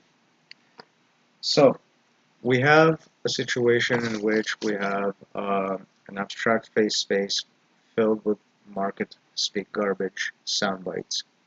We have a situation in which they fill the entire Totalizing. narratological makeup of the mind. So, in general, what I mean is that the tools to formulate sentences and phrases Language, and whatever reality, are supplied by a market-oriented market-oriented self. construct that is not aligned with the interests of anybody specifically. Mhm. It is therefore alien to everybody based on that description. Their structures don't reconnect to the natural fundamental layers from which it arises, emerged, yeah. from which it emerged. Which make it work. And that's a red flag, ladies and gentlemen. That's one red flag, for sure. The red flag, I suppose. Yeah. This translates to other red flags that you would see in people as well, but we'll get to that kind of detail later. Probably the same thing. So maybe, yeah, this is now, that is the red flag. Now the meat of the sound bites is that it's dispersed into 3 rough categories. One of which is to reinforce the view of the self through the market, called ego. One of which is to reinforce the roles within market, called agent, and one of which is the shape of the market, what the market is and how it functions, and it is the universe myth. Those 3 combined. It's kind of like the myth of capital, that everything is for sale for a price on a market, etc., and that's how everything smoothly flows. And so the ego connects with the market through this agency, all of which are market-supplied sound bites. What an ego is, or the self is, what an agency should be, and where agencies fit are all part of the same mythological construct, but subdivided into 3 different categories so that everything works smoothly. So mechanistically, yes. So there's a different aspect for each aspect of this overarching hold-on. Yeah. So the first step is to hide the uniformity of ego behind agency, to allow the self to realize that it's somehow not the same as other self, and to give that context. That context is given by the overarching mythology of what the whole thing structure looks like. So this is how those things interact between each other. Together, we have what's called a full-blown matrix with an ontology to supplant it. That's really interesting. And agency to legitimize it. When you're talking about a family ego in this sense, like let's say regimented family of some sort. The children may almost see themselves as identical in some ways, right? And the family may identify so much to what they're doing, like their economy, the sound bites, and what's happening. They're almost processing the exact same thing. Whereas you move out into the market and you're typically like always completely different. Well, no, even statuses in families. So I'm the older brother. I'm the Yeah, I'm the middle child. I'm the youngest. yeah, I'm that's this. right. I'm that. So agencies already formulate within the ego. I'm The thinking the more ego just adolescent, maybe. the only thing the ego does is normalize all of these differences, quote unquote, into a single unified interactional model. So even though you have differences, say you prefer golf shirts and I prefer button-up shirts, as long as we both prefer Yeah. shirts, Okay, nobody gives a what shit. you're talking about is like the ego as an emergent structures, like any type of excuse for a structure to come to differentiate the family. But what is before the family is on the other side here, which chart we didn't bring up yet. But the um, the full side with the not ego, but The holonic machine. we call it the holon, I guess. Yeah, this is always sitting there like percolating and bubbling and meeting most needs in a family setting, like where you don't see a separate Right. in many cases. So ego is replaced with the word altruism, which means there's altruism is also non-differentiated, right? But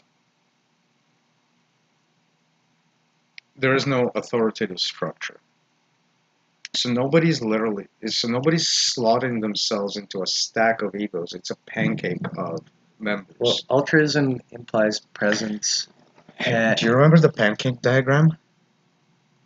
Is a pumpkin, Pumpkin, yeah. right? So that would fit here, whereas the ego stack diagram Would put one above. would fit here, effectively, with each agent being a different part of the stack. With members, it's a pancake, it's flat, it doesn't matter who fulfills Right. what role. Yeah, and it's interesting. So this is model. Model here is in the middle. This would be like a pragmatic type of Yeah, apprehension and that to think appears. about what are all the protocols of how does agency work? Like what is the actual handshake that happens to economically transact and move goods and services to make the things happen, right?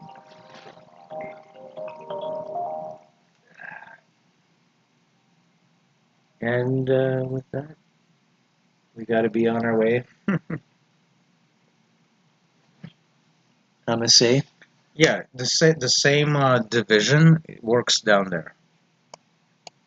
It happens down there. So you have your pragmatic. Sorry, you have your devotional. You have your pragmatic, and then you have your um,